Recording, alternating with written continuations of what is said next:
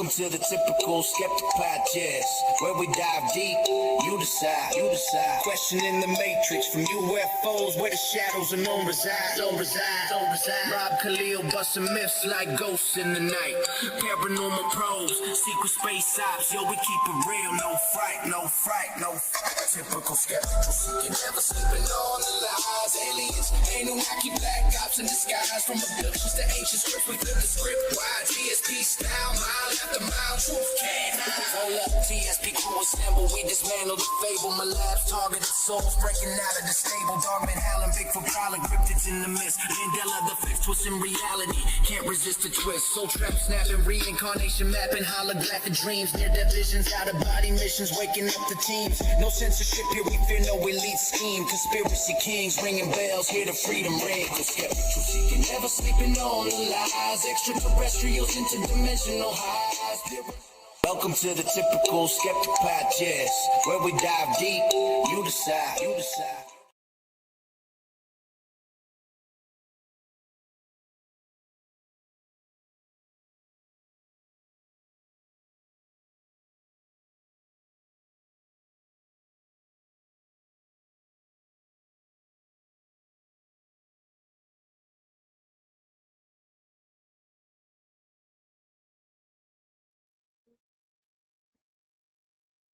Amy, my good friends Amy and Michelle.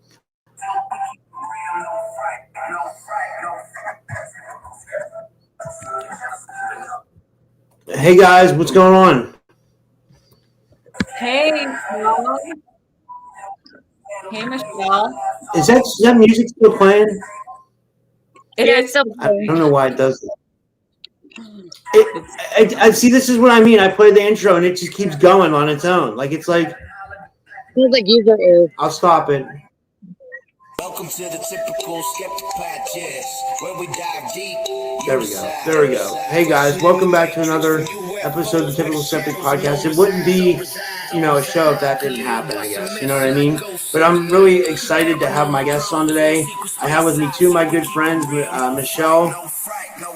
Typical skeptical seeking, never sleeping on the lies. Aliens, Anunnaki, black ops in disguise. From abductions to ancient scripts, we flip the script wide. TSP style, mile after mile, truth can't hide. Hold up, TSP crew assemble, we dismantle the fable. My lab's targeted souls breaking out of the stable. Dogman howling, Bigfoot prowling, cryptids in the mist. Mandela the fifth twist in reality, can't resist the twist. Soul trap snapping, reincarnation mapping, holographic dreams. Near-death visions, out-of-body missions, waking up the teams. No censorship here, we fear no elite scheme. Conspiracy kings ringing bells, hear the freedom ring. Skeptical seeking, never sleeping on.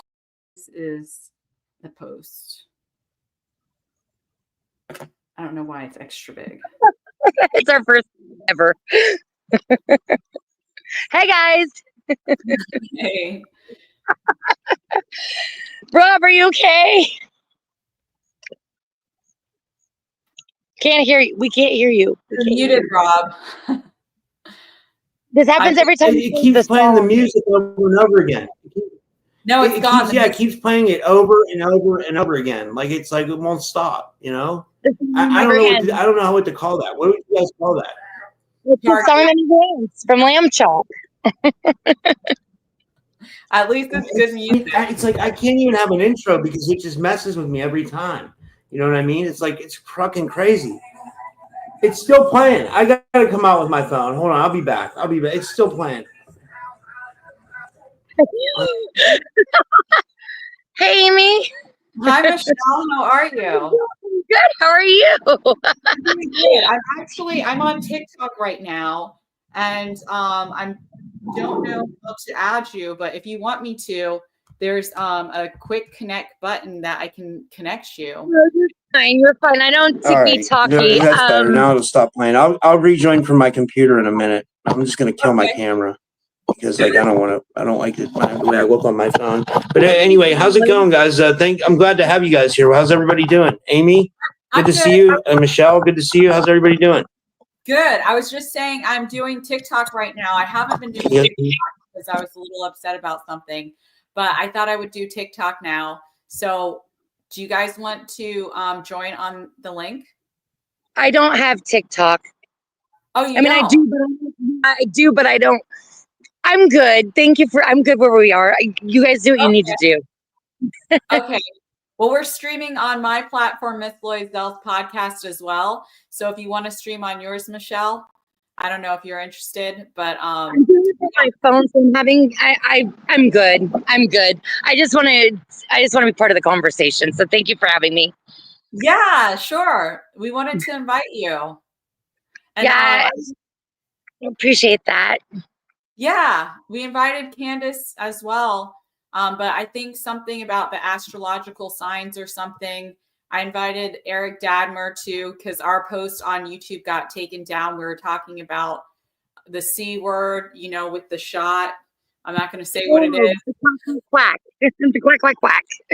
Yeah. That's not the word I was thinking. My mind went somewhere totally different. Really, the C word. I guess there's multiple.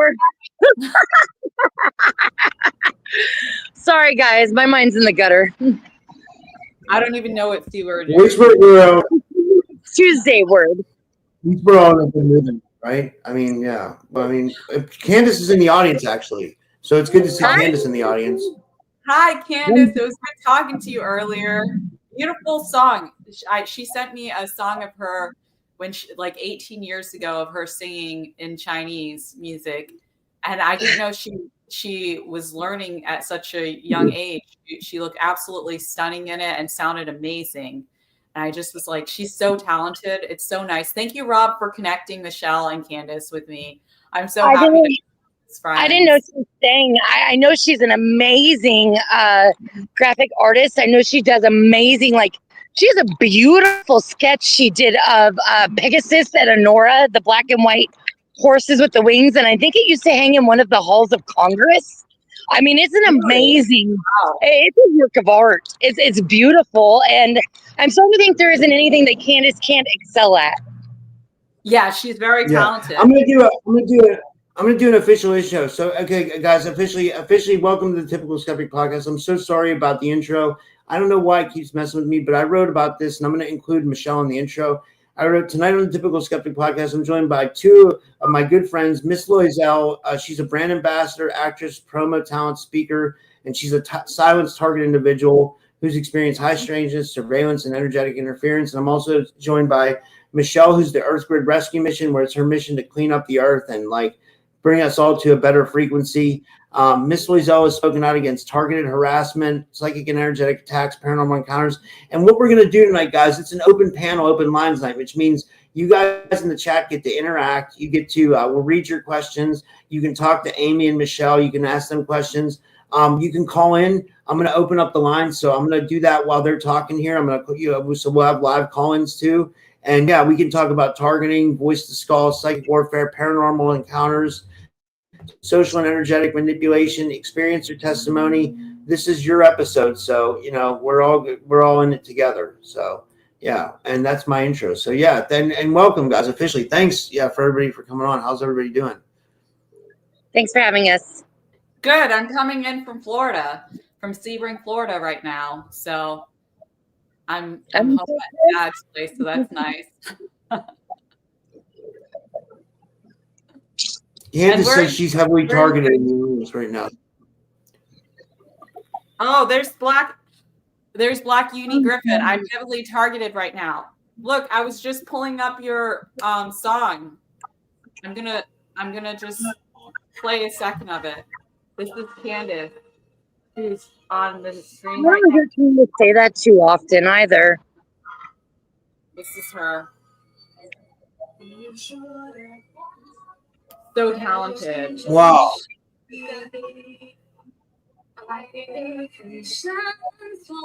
What a beautiful voice. Wow. She has a beautiful voice. Yeah, very beautiful. I got goosebumps. She's right. We need to be singing more. There's something to do with sound and frequencies. Like Nikola Tesla said, if you want to know the secrets to the universe, think in terms of energy, frequency, and vibration. There's something about sound and frequencies and vibration and singing. She said, just sing. You need to sing. I turned off the music for years, and I just recently turned back on the music. I'm just now singing a little bit. So I feel like it brings me more joy. And I'm sorry, Black Uni Griffin, you're going through targeting right now. And I know some of her family is being targeted as well. That's really tough to see and to experience. And I know that in our conscious community, like I'm being targeted, Michelle's being targeted, Rob's being targeted. And we just have to, as a community, stick together and try to support each other, through this. And I know it's really difficult because, like, okay, so Typical Skeptic Rob, when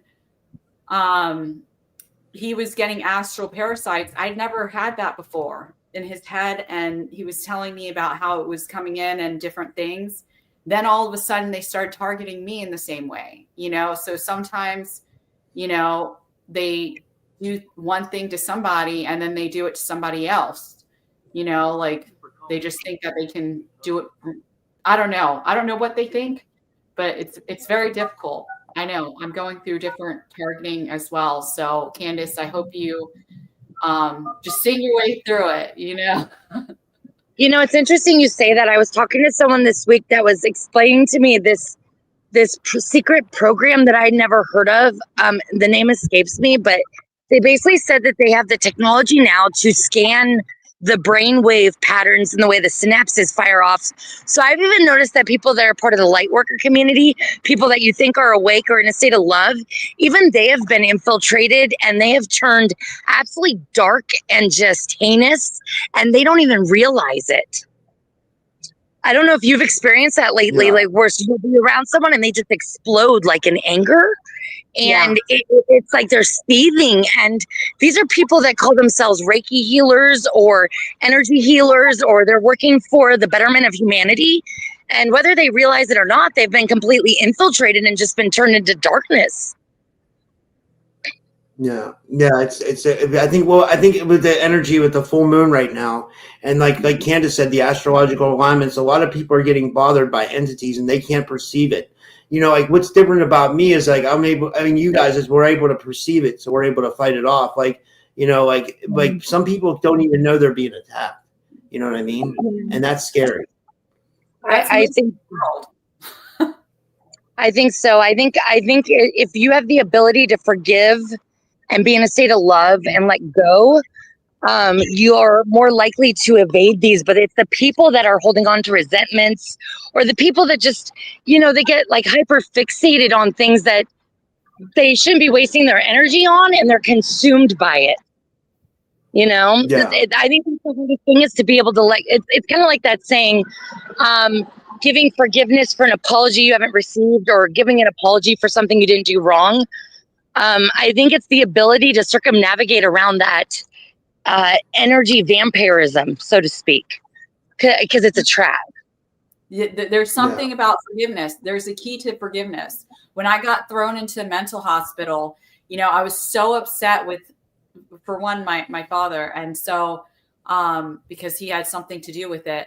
And, I thought, for every day I'm in here, I'm not going to talk to him for a month of my life. And then I realized, when people were telling me about how their parents aren't here and how they would just give anything to spend one more day with their passed away mother or whatever, I thought, wow, I just need to forgive him. And so I did. Like, he wants me to stay with him all the time. So I agreed to every other week right now. Mm-hmm. But it's like, that was coming from a space of total unforgiveness at first, and I just realized I need to forgive him because he's my mom, Well, I'm sure he thinks that he's doing the best for you. Sometimes I think parents think they know better for their children, even though you're not a child anymore, right? It's just a misunderstanding.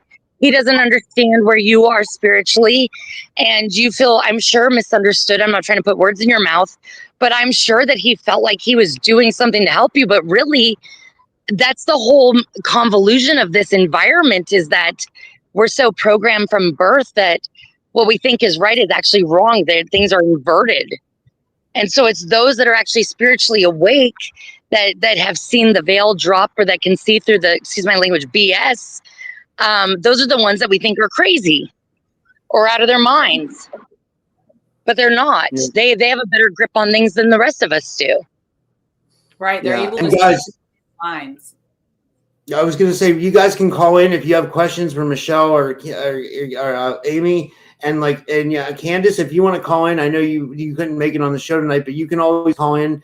Anybody can call in. The phone number is 573-877-7637, and try not to prank call. I love prank calls, but that wouldn't be, and if you're outside the U.S., call 0111-573-877-7637. Then the number's on the screen. You guys can call in. Yeah. And but by the way, we're not giving any medical advice tonight. We're not diagnosing any physical or mental ailment. So always seek a professional. I have to say that for YouTube purposes. But Candace asked me if I heard of someone named O'Donnell. I don't know who that is. Why? I wonder why you said that, Candace. Like, who's O'Donnell? I don't know who that is. Like, I have no clue. And by the way, Candace, I sent you a link to the StreamYard. So if you do want to jump on at any time, whether it's on the phone or live, just feel welcome to. You're always welcome. So has anybody heard from Vanna? How's Vanna doing? Vanna? 2 weeks ago. Just a few weeks ago, I sent, I think I love you or something to her or something like that on the group chat that we have together, which I love our group chat. I know it has been a little bit inactive this week or so, but she just sent those little characters and stuff. And I talked to her on the phone 2 weeks ago. Oh, you did?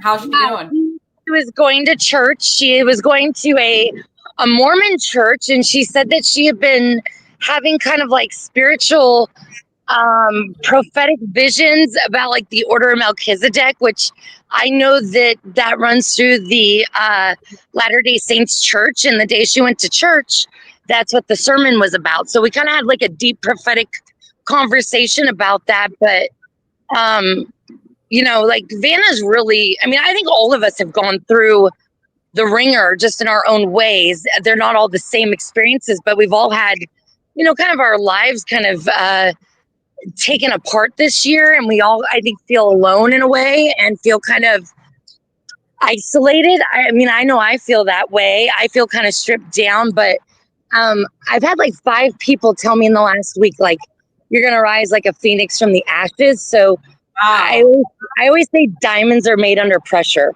So the hardest carbon chains that you can get produce the diamonds. Yeah. Yeah, exactly. So that's you. When so many people say that, like, that's a sign. You're the phoenix. You're that bird rising out of the ashes, It's so weird you say that too, because I was doing a lot of dowsing, and I've had a lot of spiritual breakthrough. Like, I hate to say it, like the veil dropping. Like, I've seen phoenixes in the sky. I've seen dragons. I've had I had started getting back angelic memories months ago, but I was able to like get it doused and confirm like I'm connected to the seraphim. And I really think those of us that have come here from like the higher spiritual realms during this time to help assist with humanity, I think that's why we are especially targeted.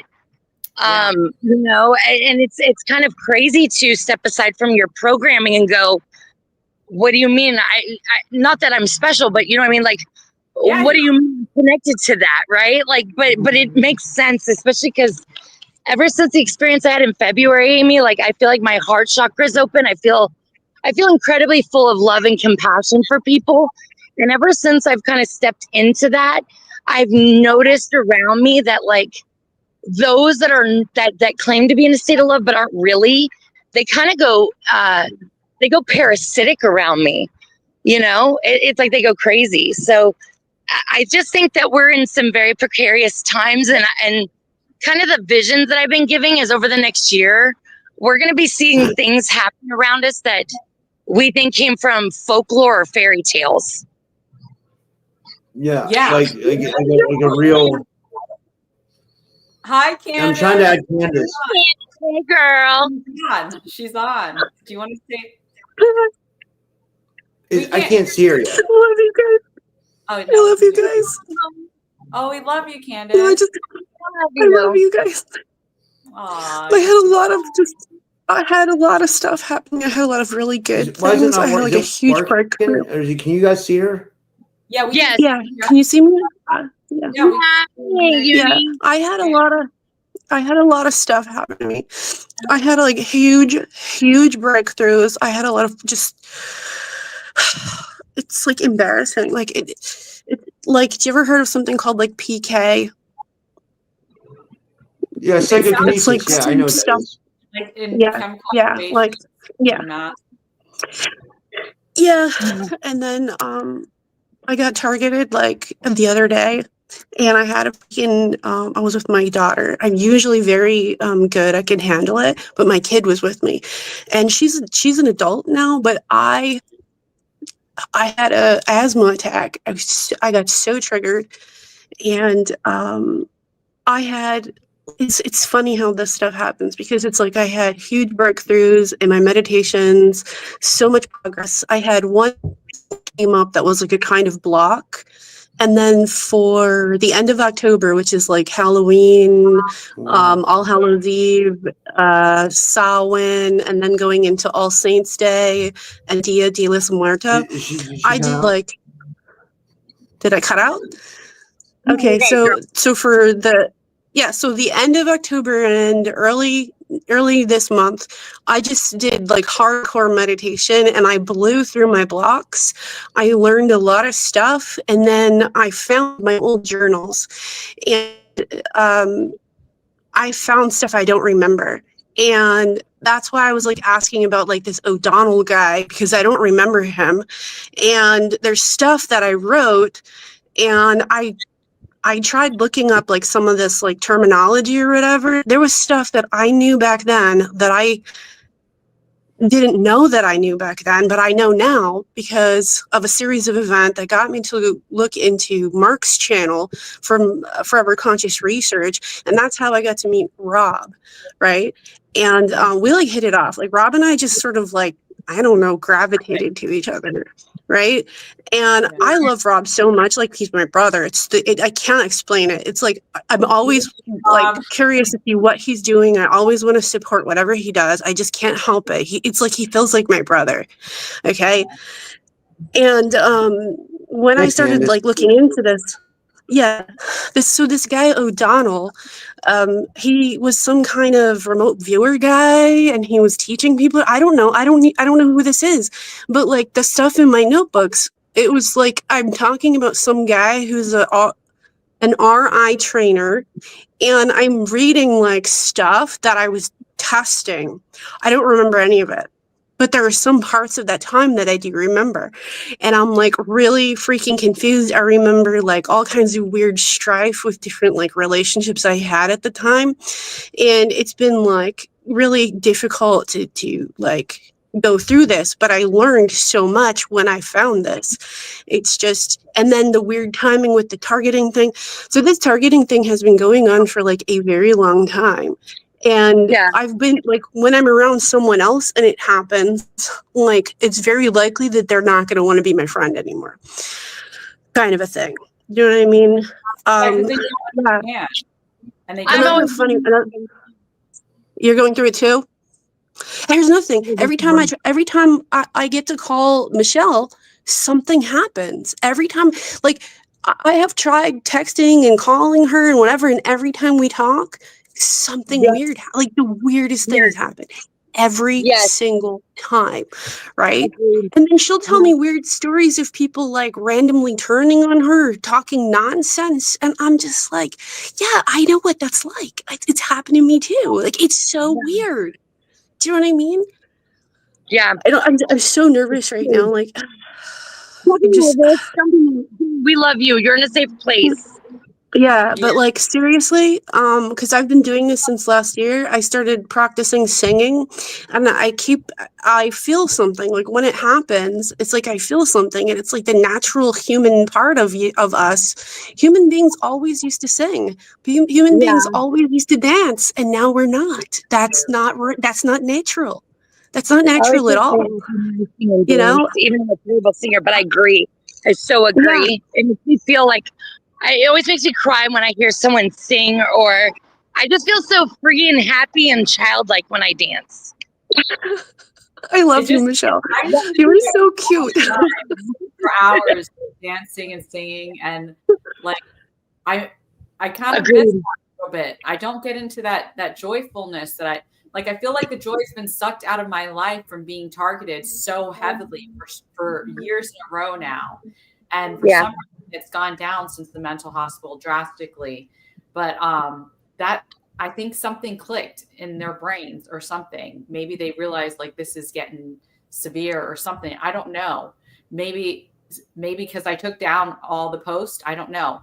But and so I just thought, I want to find the joy. Like, what is my life without being targeted by the situation that I've been in for years?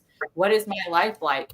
And it's just like, because you stop when something like that, drastic like that happens, it really puts things into perspective. Like I found that forgiveness. Like I reached out to someone that I hadn't talked to in years, and forgave them for something that they did. They told a secret that they weren't supposed to tell.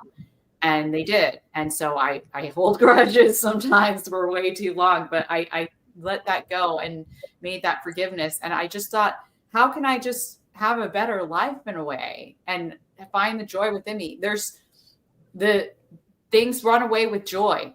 These spirits, these whatever, they don't want you to be happy. And when you do possess that happiness, they can't stand it because there's something like a key, like joy and forgiveness. These are all keys. There's something to that, and music and sound and frequency, dancing, it's like the motion in the body that's just naturally coming out.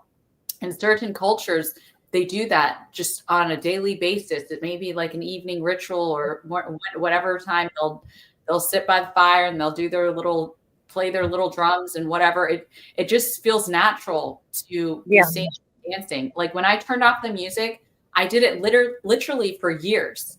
Like people can't even go a day sometimes without music. It took some discipline at first, but then I got so used to it. And then they started targeting me heavily with sound frequencies. They use sound and they've used that sound continuously for years. So that's how I know it's so important, because why would they use that and target me in that way if it wasn't so important? And there's something to sound and frequencies because they've used it inside the house, outside. And I know that YouTube knows because I've done it. I've been streaming for years on it and showing this. I know TikTok knows, even though it hasn't been as long, but I'm pretty sure they figured it out. And, like other apps that I've been on Big O, they know, like people know, humans that are around me, they can tell, it's awful that we have to go through these things, but we have to get through it. And maybe singing can help me get better into it, and you and all of you guys, like I think Candace is onto something here. I think maybe we do need to sing more and find that joy, and what a beautiful song that, you're singing. What a beautiful voice. You're so talented, Candace. Like you're so talented. It's so interesting and nice to know someone like you. Like you're so creative and you have so many talents. I love you guys. You guys are my family. It's interesting that you say joy and all the things we're talking about, like the synchronicities that resonate. Like, you guys know I'm not religious, but I'm spiritual. But one of the things, like, I know it says in the Bible is that to go boldly before the throne of God with joy in your heart. And I think they're talking about like the frequency of joy that comes out of the heart chakra. So not to get like all scientific, but we know that everything vibrates, sound, light. It's basically all the same things. It's just perceived differently. So I think there is something to these tones and to what you literally called our keys, right? Like we have the music theory, the theory of sound and music. I think there is something to when you are in that right vibration or you're in that right frequency that you're able to, what they call go within or the Kundalini or transcend. You're able to connect with something that is beyond our five senses or beyond the parameters of the simulation here. And I think that's what they would call source or God. You know what? I was reading this book today, and I'm on the Golden Planet, or the chapter right after that anyway. And someone that I wanted to do a podcast with, he said, okay, read this book first, and then we could do it. It's not the author of this. It's another man. Samuel. But anyway, so in this book, it's talking about how they're abducted to the 9th planet. And basically the lights there, when they get there, the lights are so intoxicating. It's like you're being drunk with joy that they had to literally wear a mask just because the colors are so vibrant and so intoxicating. And how everybody there, they were constantly like in a state of perpetual happiness. Like they're all hermaphroditic in this book, like these people. And I don't know if they're plant-based, but it made me happy to know that certain alien races, like I think it was the Greys and one other, like there was a couple different alien races that are plant-based, and I'm plant-based myself. So that made me happy to, but I don't know about these guys. I don't remember, maybe it hasn't happened yet in this book. But yeah, that it's very interesting because just light and color, what we see on this planet is different. We only see a tiny bit of reality. The electromagnetic spectrum, if you look at visible light, it's like this big, and here's the spectrum. So we have just a tiny sliver of what we're able to see with the naked eye. And 1%. I know that's true. 1%. Yeah. But it's the same with our hearing too. Our hearing's limited too, and our perception's limited too. You know, like, we lose it's done that way by design. Yeah, like children can hear higher frequencies, just like animals, reptilians, and stuff like that. Like they can sense the frequencies. And there's something to meditation, like when you're meditating and you're in these different frequencies, like whether you're in alpha or whether you're in gamma, like whatever you're in, when you're meditating, like it changes your frequency as well. So there's something to it. There really is. And I just wonder, like with this book, how these lights are. Because I remember one day I was at a stoplight, and I just remembered seeing the colors and everything different. And I was like, wow, I remember this from when I was little. So it made me realize that the color perception in my mind and in my eyes and everything, I lost it from when I was little. Like some disconnect, because it came back to me in that moment, that day. And it was so vivid. And I was like, wow, I remember life like this before. So can you imagine what it's like these other planets, or the 178 other worlds that we have on the flat plane that Nos Confunden talks about, and other people? Like, can you just imagine these colors and these lights? Just by seeing them, they're intoxicating. They can change our... Sorry. Oh, no, go ahead.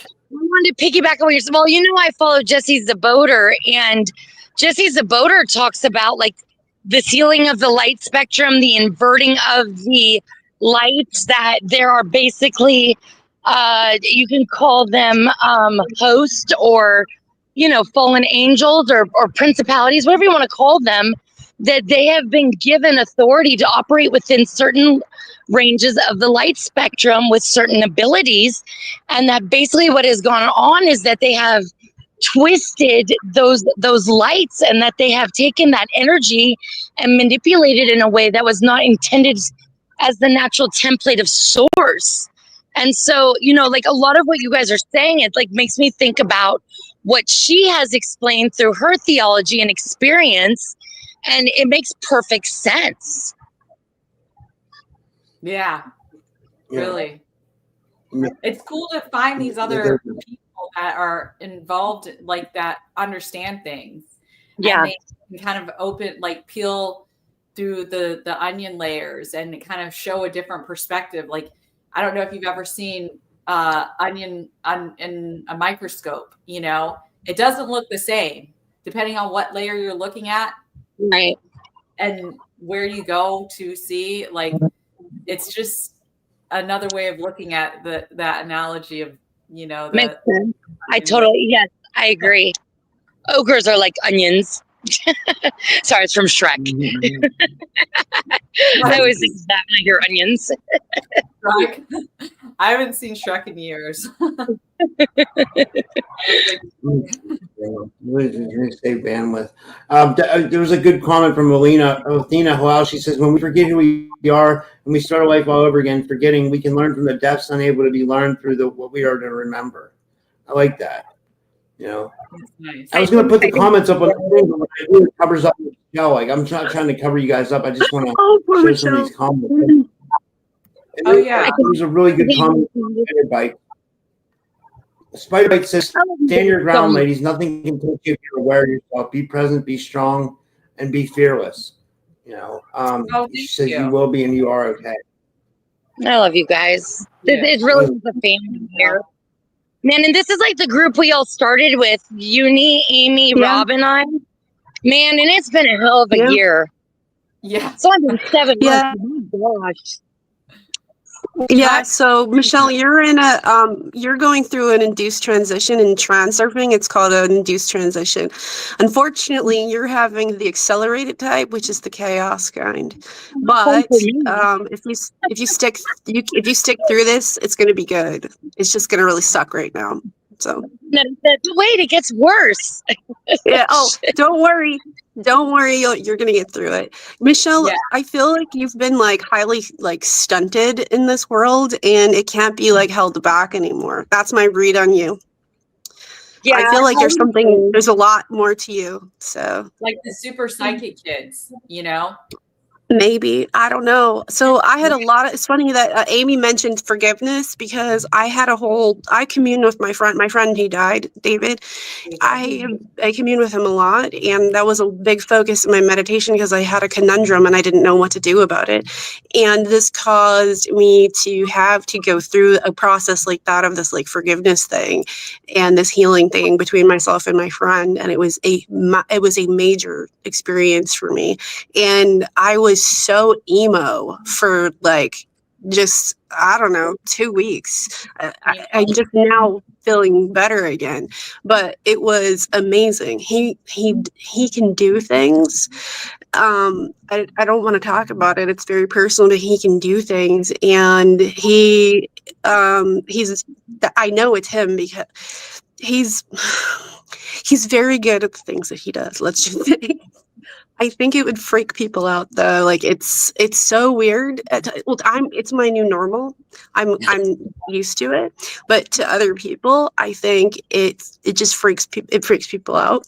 And I think maybe that's just how I am. Like to me, if a ghost moved papers around, most people would freak out, and I'd be like, "Oh, really?"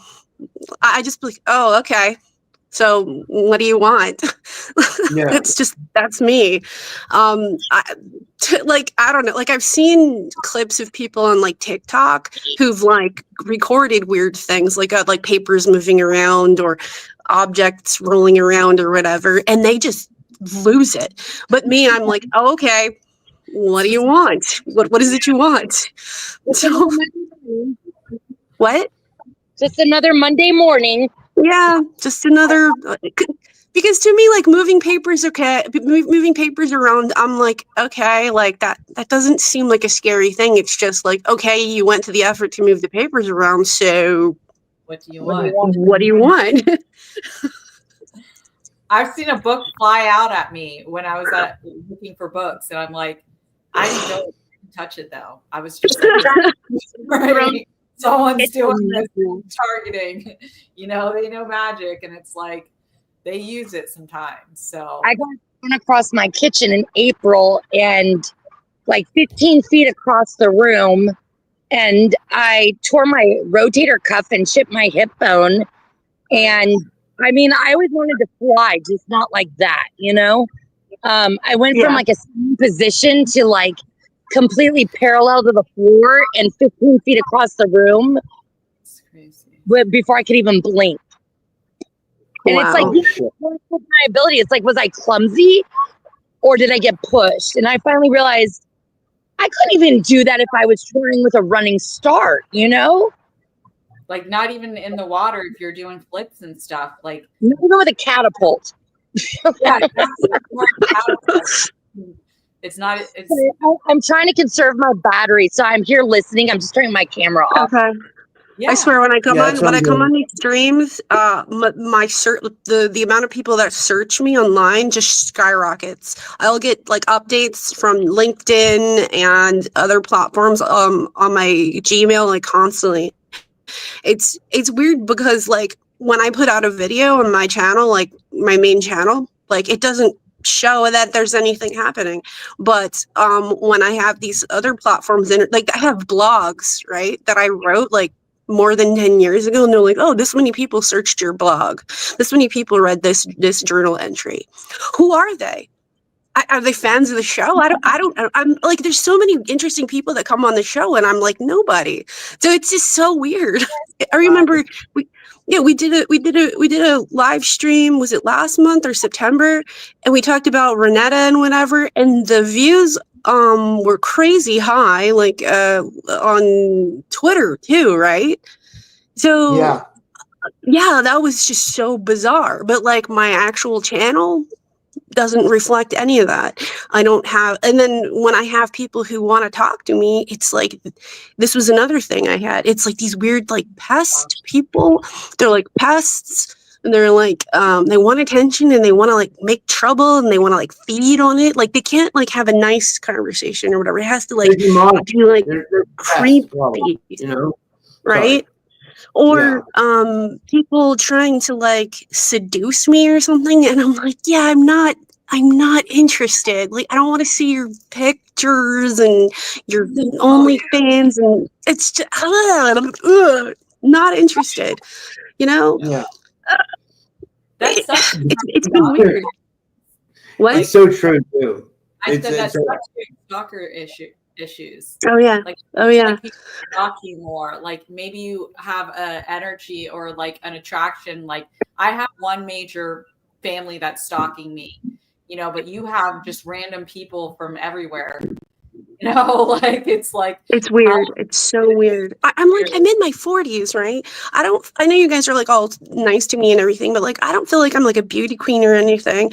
And then like I'll have these weird guys like just show up, and then they'll ask me questions that don't make any sense. Like, where's this building, or where's this da-da-da? And it doesn't exist. And I'm like, well, you could just search it on your smartphone and, you know, GPS your way there, right? And then they're like, can I have your number? And I'm like, this guy is like 20 something. And I'm like, what? Like, I'm married. And he's like, well, he doesn't have to know. What? I'm glad I don't have that problem. You know, it's so weird. It's so weird. I'm just like, what is this? This is weird. It's like, I'm in my 40s. I have my hair turning silver. So it's just, is this the new kink? I don't know. It's just weird. Yeah. Well, you know what it is, Candace? Like people don't have any morals anymore. Like they don't care about cheating, and like that's some people. That's a normal lifestyle, and that's sad. You know that our society has become. You know? Like it's like what is going on with our society that people think like cheating's normal, and like like I don't know. But it's so weird. Like when you think about it, humans are so different.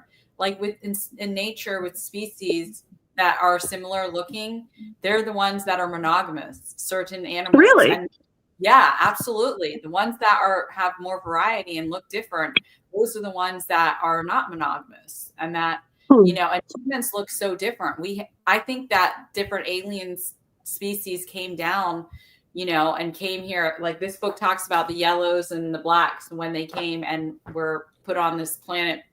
Pretty much they were having stuff happen to their planet, so they had to relocate.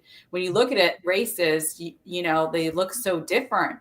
Like, it makes sense. They say that there's 3 main races, but I don't like. That's what. Can I tell you, Amy? I know what book you're reading. You're reading Michelle Desmarquette's Journey to the Ninth Planet, which was the Teal Book Prophecy, which was translated also by Samuel Chong. Samuel Chong translated that into Chinese. It's about too. He wanted I met Samuel at the conference, but that's a good book. That's a really good book.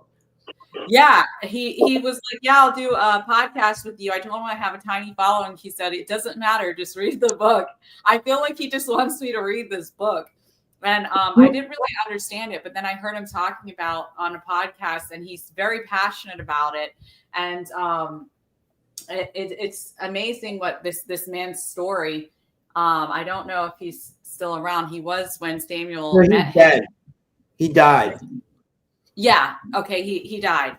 Because I remember him saying stuff like some things he could release and some things he couldn't. And it's actually, I think Samuel Strong redid it in Chinese or something. And in China, he had to actually do it as science fiction because it's not science fiction, but they wouldn't publish it any other way. And he went to so many different publishers and nobody would publish his book. Like nobody would publish his book. And finally he got it published. I think he did it self-published or something. And so he wanted it to be spread to other places. And so since they wouldn't allow it, he did it as science fiction, but it's a real true story, you know? So, and I think people are becoming more aware of what this is. And yeah, it's amazing. It's an interesting book. It really is. I mean, but what do you think, Amy? Because you're hearing a lot of stories now. You're hearing a lot of, or not stories, but you're hearing a lot of theories about flat Earth, and it sounds like you like some of the theories of flat Earth. Do you feel like the Earth is round and flat? Do you feel like there's an ice wall? Do you feel like this guy really went to a ninth planet? Like, do you think it's all in the above and we're in a holographic reality and everything can be possible? Because that's kind of what I think. I don't know. Yeah. So this is why I invited Santos Bonacci, because he knows so much, and he's one of my favorite people, probably one of my favorite researchers. He's amazing. And when he first started talking about flat Earth, I was like, what? Oh my gosh, has Santos lost it? Like they thought this back in the day. When I was a little girl in England, we learned about flat Earth. We were taught that was the common belief of the day. And that was centuries before, because I grew up in England. So my primary education was there, and it was in the history books, you know, like we learned that was the common belief. So it wasn't so far away. It was only in recent times that people thought that. And of course, there's some roundness to it. I mean, obviously we have firmaments, not just one, there's multiple firmaments. One of the astronauts, was it Armstrong? I forget who it was, but on his grave, he talks about the firmament. He wanted people to know that there is a firmament, and you can actually hear it. From different places, there's like an echo. Like one place I lived, it was more echoey than anywhere else, and I was like, this has to be from the firmament being at a certain location or area. Like, but yeah, I do think there's an ice wall. Admiral Byrd, who was American explorer. And I think he was American. He worked for the American government, and there's a place called Bird Passage. He named it after himself. Certain places are only open, like the summer gates or whatever, only open in the summer or at certain times where you can get by. There's a lot of activity there, like those aliens that went to the mall in Miami. Those, I remember. Oh, I know that one. Yeah, they confused the coordinates to Antarctica. And they ended up, if you flip the coordinates backwards, it takes you right to Antarctica. So they flipped the coordinates at the mall in Miami. Every single policeman was at that mall that day. Okay, so does everyone else, the people in the audience know about this mall thing? Was this 2023 or something?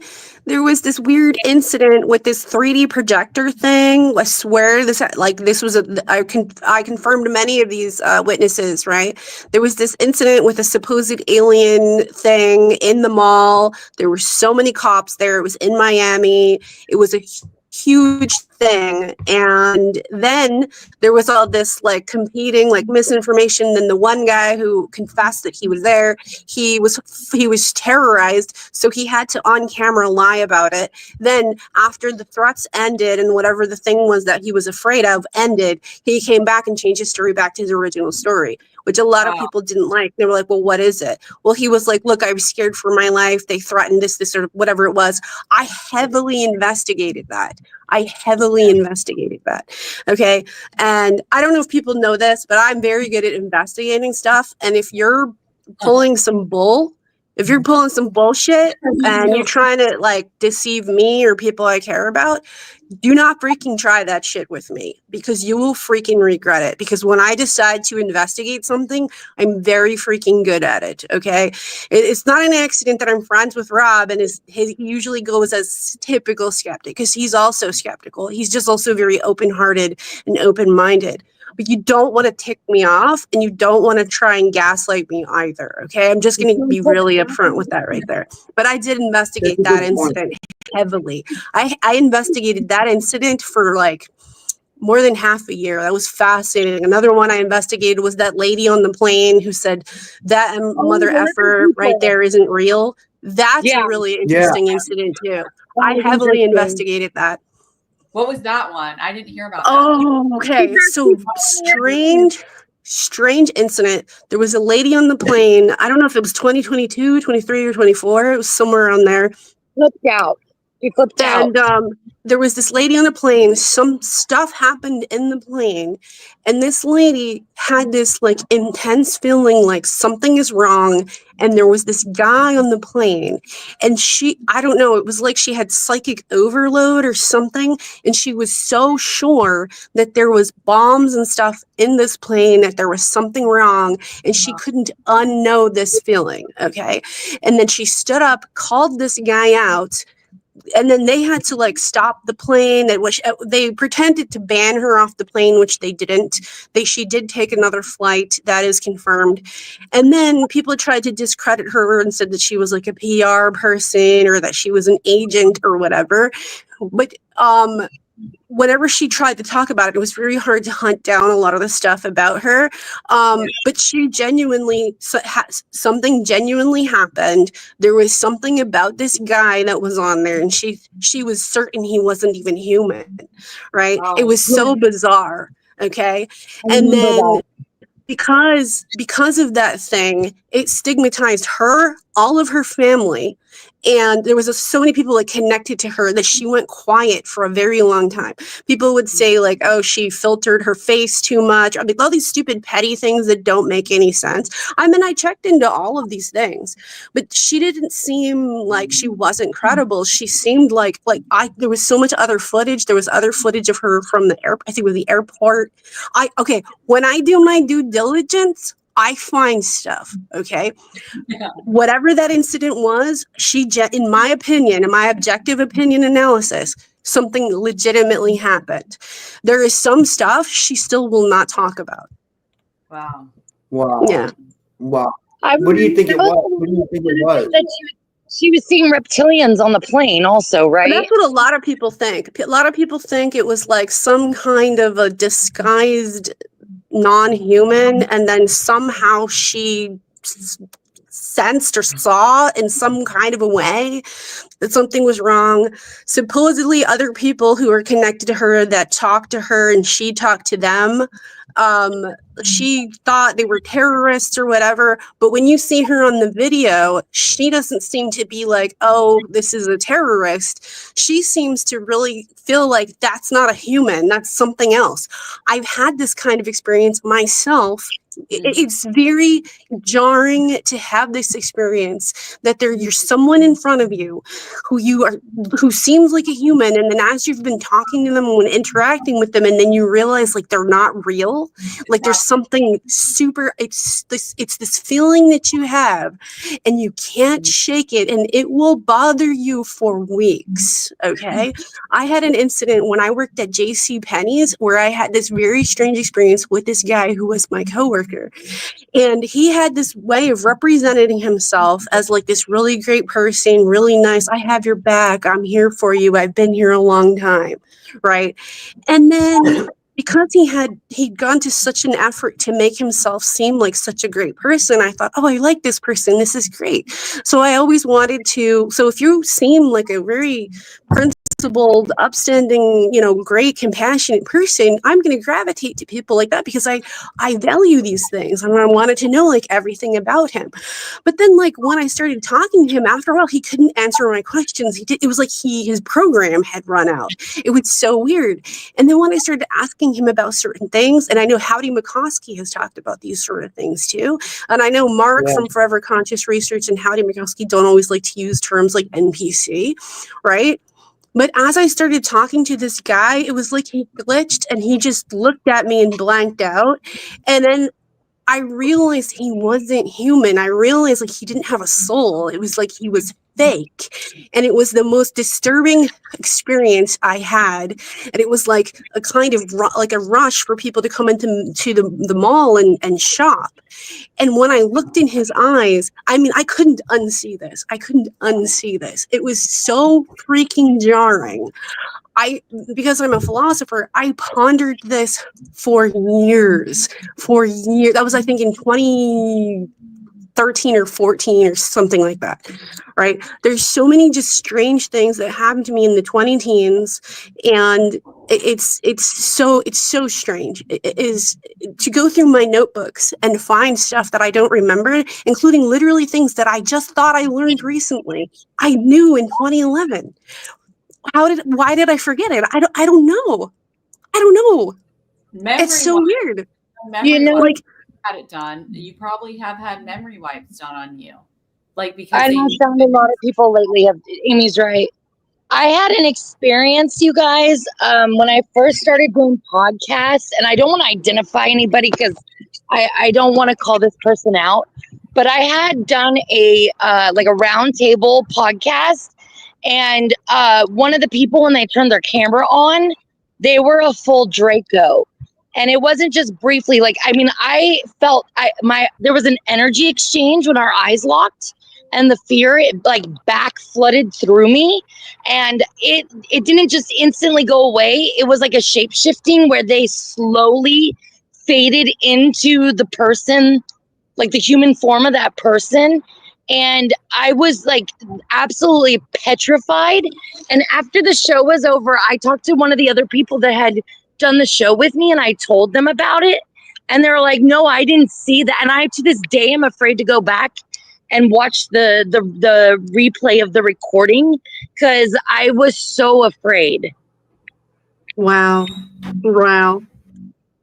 Like, I literally blinked and they were still there, and I was like, oh my god, like, you know what I mean? Like, actually, what you guys are describing, like the lady on the plane and stuff, there's a documentary that came out quite a few years ago called Alien Reptilian Legacy, and there's a guy on there, I don't know if he's from Australia or from New Zealand, but he talks about being in the airport and being on an airplane, and he said literally everyone there was non-human, that they were Draco. And now, not all Dracos are bad. I do want to say, okay, not all reptilians are bad, but he literally said that, like, he was looking around and that the person that was in the seat in front of him on the airplane stood up, and that he was like 13 feet tall and it wasn't human. Wow. Yeah. So there's something seems to happen. Like, I mean, and I've done research on this. They say that they psionically bombard our brains so that we perceive them as human, but they're not really human. But they're not. Well, and it makes you think about how vision works, right? Is our vision really legitimately coming through the eyes, or are the eyes like cameras and it's what the brain perceives? Bingo. Right there. That's a very good point. It's like an antenna. It's like because there's blind people that can see. So it's an antenna. Yeah. There's something about it, really. And, Yeah. Your eyeballs. There's blood vessels over top of your retina, so there's a huge blind spot in your eye. So you literally have to hallucinate in order to see. So what are we actually seeing? It's a really cool video I saw like a month ago. It's a short, but it shows the eye like they have magnified the retina of the eye like so many thousands of times that it literally looks like fingers. I can't turn my camera on for some reason. Like nerves. That makes sense. I see you, Rob. Connecting. We can see you, Rob. I can't see Michelle though. I can't, like, every time I turn my phone, the camera's out. See, now he's gone again. I see Michelle. We can see your small picture. You know, your photo off your camera. Now I see his picture. Gone tonight. What? I said I don't have my invisibility cloak on tonight. Oh boy. I did. Are you okay, Michelle? Michelle, I worry about you like so much, Michelle. Like, I have many times just meditated on you, just hoping you're okay. I hope you're okay. Yeah, I'm going through a lot of depression. Yeah. It's been really hard. I don't want to cry. yeah, it's like the hardest thing I've ever gone through in my life. Yeah, it's grief. It's your grief. I keep waking up every morning and I try to be grateful for what I do have. Mhm. And I'm trying to be focused. And I realize I can only be accountable and responsible for what I have control over. And as long as I focus on that and I focus on putting my energy into trying to be productive and trying to persevere, that's the best I can do. Yeah, that's all you can do. You are doing your best. You're doing better than your best. You have no. You're gonna be fine. It's just really. You're also going through a grieving process right now. It's really, it sucks. I hate it. I hate it myself. I hated it. Yeah, you're gonna be okay. It's just right now. It's just the hardest part is just right now, and then you're gonna get through it. It's just when you get through it, it'll make sense.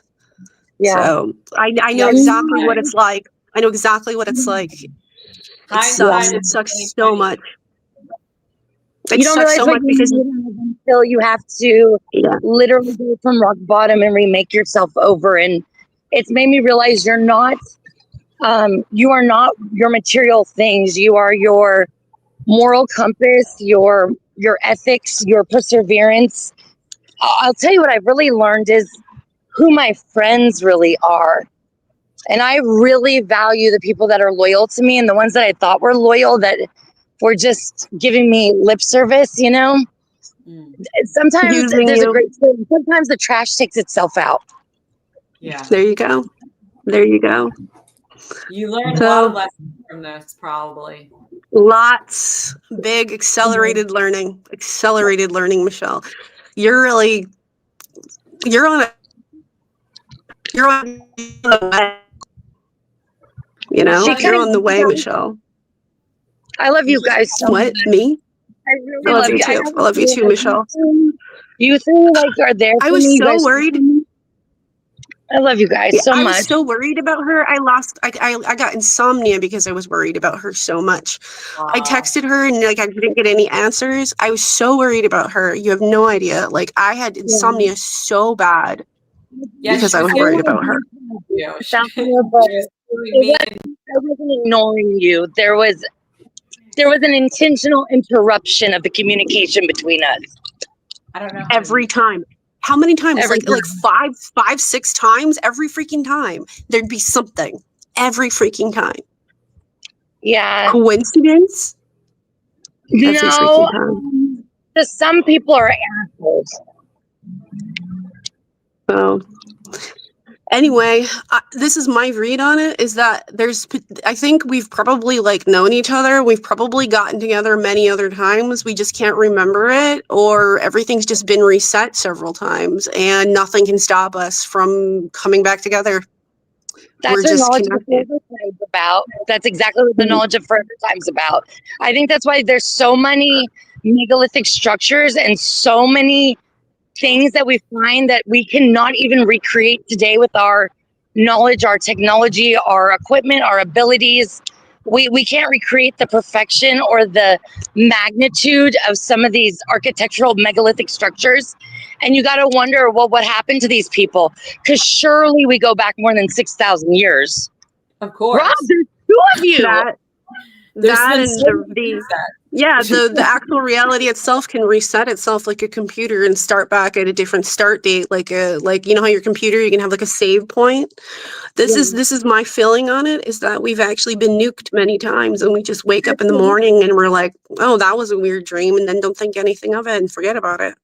That's my actual feeling. That's my actual feeling. From thousands of years ago. What, Michelle? Say what, Michelle? They have done readings at certain locations where they have come back with nuclear radiation that's not from present day weapons. They're thousands of years old, but the radiation levels are still extremely high and they're not natural. And they had to have come from some nuclear event. Yeah, you're talking about that's happened in Sodom and Gomorrah. It's the actual Bible. Gomorrah. Yeah. You could say the Anunnaki nuked it, you know? There's a fossil we found of a tennis shoe that's like 100,000 or a million. I don't want to misquote here, but they found a fossil of like a tennis shoe that's like extremely, extremely ancient. Like, I mean, before they even said we were here. Said Nike on it. No, it didn't say Nike, but you know. That would be hilarious. It's a freaking footprints with a shoe. Yeah, there's like a fossilized footprints running next to a dinosaur of human footprints next to a dinosaur.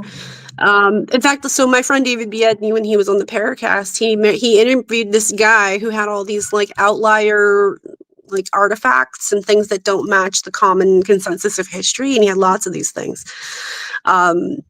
David did all kinds of actually good interviews while he was the co-founder of the Paracast, and then he left for several reasons, and then he tried to actually contribute to the world, and he was highly active. He was an activist. He was highly political, and he was your friend. He was my buddy. He loved me so much, and I loved him. And honestly, I kind of wonder if he was targeted because he had bizarre stuff, that like just really bizarre stuff. I think I sent one of the podcasts of one of his friends' wives before he died. He had very interesting things that he said in there. Very interesting. He even made mention. Yeah, he even made mention of so-called reptilians as not entirely. What did he say? Not entirely unplausible or something like that, as though whatever it was he saw may have been that. And he would never talk like that while he was on the Paracast, ever. If you go back to the Paracast and listen to the episodes from the Bush era and the early Obama era, he did fantastic work. He was a real skeptic. He was a real VFX artist. He was literally the guy, like literally the guy who wrote the book on Photoshop, how to use Photoshop. He was a VFX specialist at ILM.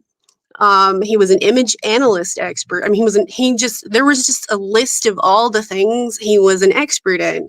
He was a teacher at Yale University. He was, what's it called? Autodidactic. Yes, very motivated. He was autodidactic. He was a polymath, a polyglot. He was highly creative. He had like a photographic memory. He was like a genius. He was like beyond a genius. Okay. He was beyond special.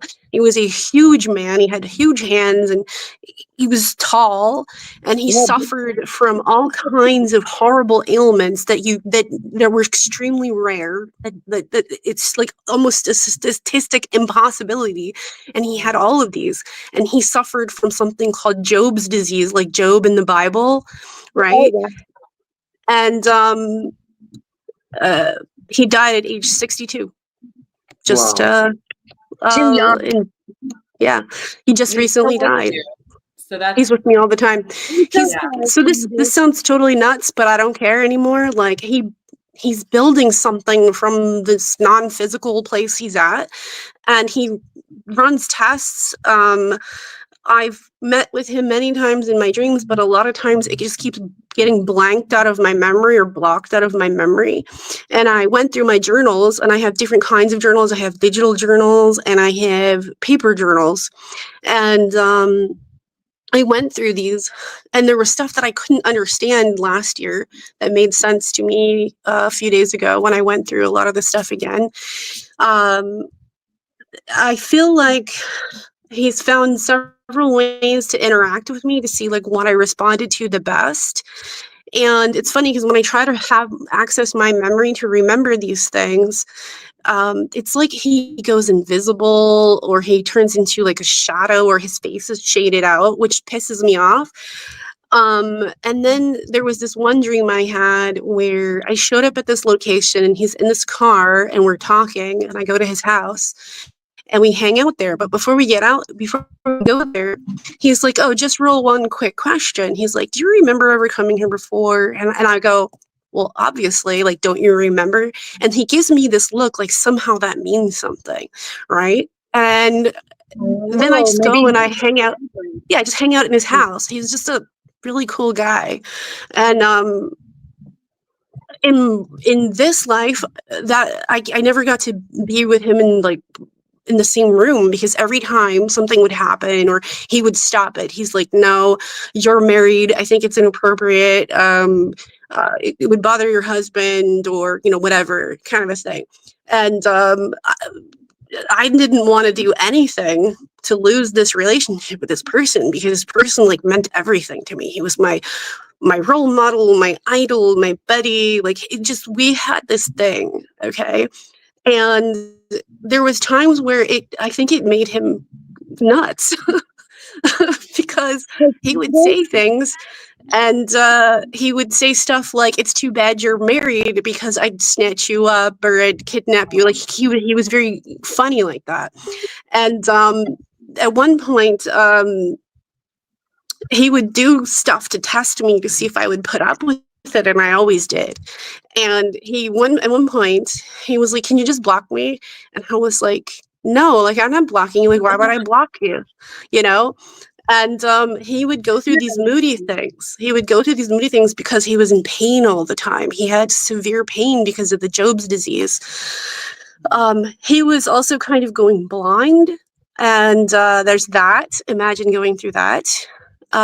He had some kinds of ailments. He wouldn't talk about it all the time. And then towards the end of his life, because he was a very social person. He was a who. Like, you couldn't dislike this guy unless you were an asshole or you were a liar and he caught on. Okay. And he's messing with your shtick, right? He was very good he had a BS detector, like, naturally. And at one point, towards the end of his life, he became like a recluse. And so the times when he would unblock me and then we chat again, he'd tell me how lonely he was and all this stuff. And I used to I would always worry, like, because I didn't, like, if I said some stuff too much, it would like trigger something, or maybe it hurt him, or I wasn't trying to, but like I was always worried, like, am I going to say the wrong thing, or like I could say something nice and I don't know, sometimes it would like bother him or whatever, but then like he'd still like come back. And it was very much this like bond, like between like mind to mind. And I don't always experience this with most people. There are so many people that when I'm very much a mind person. I'm very much a cerebral person. And when I connect with somebody and I'm talking to somebody, even if it's just in text form and I'm chatting through text, and there's that back and forth, there are some people that are so stimulating and so interesting that connect to the mind and like feel my side, right? I don't know how else to explain this, but when I had this experience with him, there was so much to his mind. It was so vast. And I was just like, wow, like, this is awesome. And then when I said stuff, because I could feel that, because I could sense that, I know he did, that at times it would freak him out, because most people probably couldn't do that or handle it, right? And then he would try and turn it into some kind of a fat joke or a dick joke or something to like make it seem like it wasn't what it was. But there are many people that I have experienced this with that they can't handle it. They cannot handle this mind-to-mind connection that I've experienced. And it really hurts, because it's like, I know they're feeling it. I know it's happening. But I guess it's just like, somehow when you grow up, you're just expected to like not do whatever that is. But I have this with so many people I went to college with, my family, and there are many people that if I just think about them, they'll text me or eventually they'll email me or whatever it is. Do you know what I mean? And I feel like I have this, especially with Michelle. There's many times I've thought about her and she'll say something to me or do something, right? It's just how I am. And it's like more now again, it's as though I was like capped or like restricted for a while. And now this like restriction is like coming off. Do you know what I mean? You think so? You need to meditate on that time or memory anchor, that memory you're talking about, where he looks at you and says, do you remember this? You like, I'm sorry, I was getting like a download or something coming in. You need to, next time you meditate and you have like the heart energy to like tune into that frequency, you need to go back to that place energetically because there's answers there for you. I agree. This is my thoughts on it. My current analysis thus far is that I've probably projected into whatever these realities are, or these constructs that he created. I have my own, apparently. And when I would go there, we're having interactions or whatever. And a lot of times, because I've gone through my journals, like when they're talking to me, and there's other people there too, and I think probably one of them is Renetta. Don't know why, but it kind of seems like that. But when I try to remember it, it's like either gibberish or I can't hear anything. And a lot of times, like I'll see their face or I can see them there, but then my memory is like they're blank or they're like erased out or they're clear. It's so frustrating.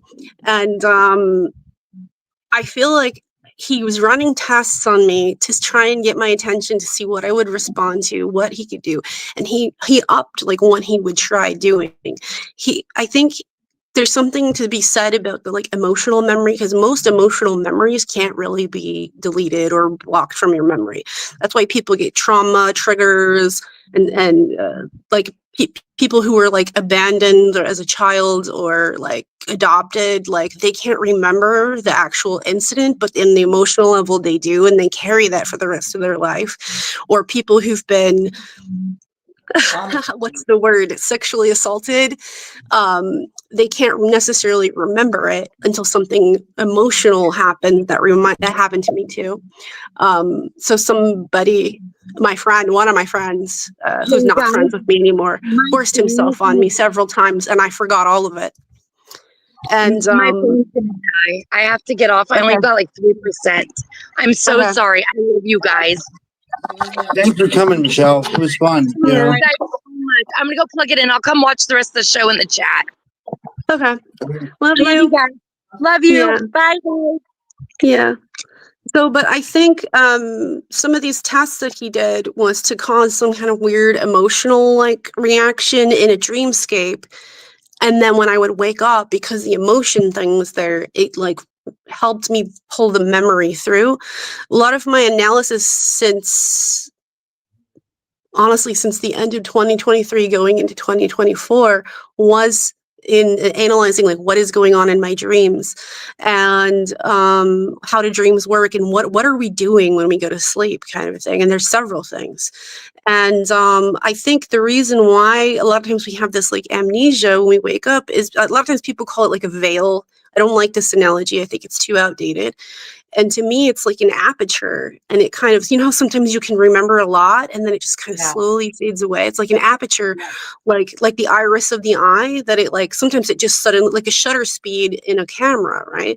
It'll just suddenly close fast, right? And then other times it's slowly. But if it's a slower close, you can kind of bring that memory with you. And I think that's part of why people talk about stuff like dream journaling, like, and the different people respond differently to it in different ways. Like some people like to verbally record themselves doing it, handwriting it or typing it, and each one does different parts of the brain. I actually experimented where I've done all of these things. And I will remember it differently if I'm verbally talking about it versus writing it hand by hand, which is slower than by typing.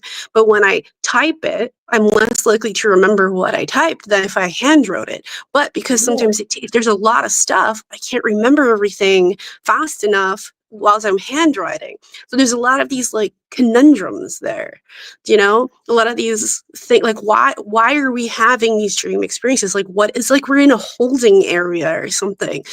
It's like we're in this, that's why I feel like the prison planet or prison concept makes it, like the soul trap thing makes sense. And I know you talked about like this 9th planet thing. It kind of reminds me of like Avalon or like fairy worlds where people kind of wander into like a simultaneous like doorway into another realm that exists simultaneously here. Do you know what I mean?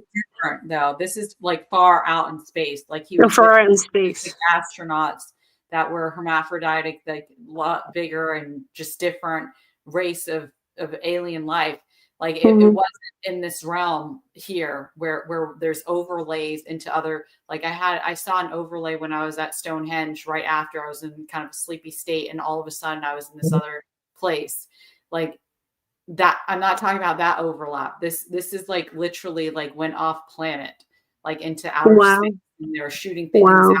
out the spaceships to break all the comments and everything nearby, so it wouldn't get there. They could get into the mind of them and put thoughts and stuff like that. But there's something to dreams, and is that how your friend David normally communicates with you? I know you said he could move papers and do stuff, but is it mostly through the escape that he visits you? It's a lot of things. So I think when you're non-physical, because right now we're stuck in this like linear thing, we're like linear, right? So we're oriented to view things like moment to moment and through this concept of time, and he's not limited by that. However, for him to interact with me, there's some kind of like transitional thing where things have to kind of operate in a linear manner, even though he's nonlinear, right? I don't know how to reconcile that, but that's definitely part of it. And then he's tested like a lot of stuff with me. Like he's very good at it. He's at this point, like a year later, when I figured out that he died, he now has like style to it. Like he's a very creative person, so he has like style. Like he's very Like an he has a artist. style. Yeah, we're artists, Having fun and with it. I think at first he kept trying to do stuff like his way, his preferences, like how he liked to do things. And then I think he realized like, oh, that's dumb. What does she actually like? Oh yeah, she likes this, she likes that. And he absolutely did that. He adapted to my tastes. What I think he wanted to see what worked with me, what didn't. He can influence not just insects and birds and things, but people as well. If you've ever heard of a book called Eagle and the Rose, that's very like, it's old, it's very churchy, it's from England, and she'll brag over and over about how Christian she is. It's kind of annoying. She's a very fantastic, like her writing skill is good. It's really good writing. She can write very well.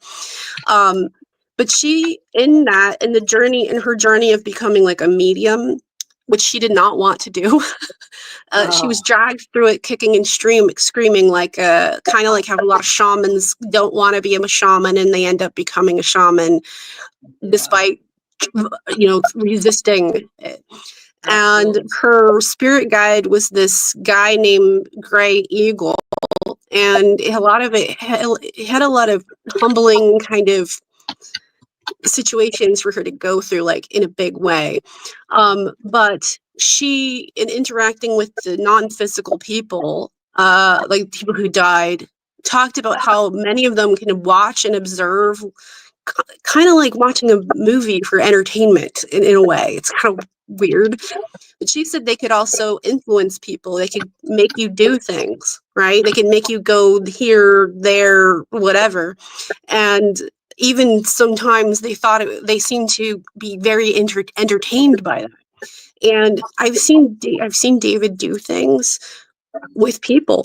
Like, this stuff is so weird. Okay, so a year ago, right around this time after the election, when I realized he died, and I figured it out. I was all these weird things that happened. I'm like, why does this stuff always remind me of David? Like, this stuff reminds me of David. I'm like, and then I was like, I want to talk to David. I can't talk to him. He blocked me. Like, how am I going to talk to him? I can't get him to talk to me, right? And I was like, I wish he hadn't blocked me, like, right? And then I found out. Then what happened was I had this feeling like, go look up podcasts and see if he's done a podcast lately. And I'm like, oh, okay, I'll do that. And then these podcasts came up, and they're talking about how he died, like that he died. And I was like, what?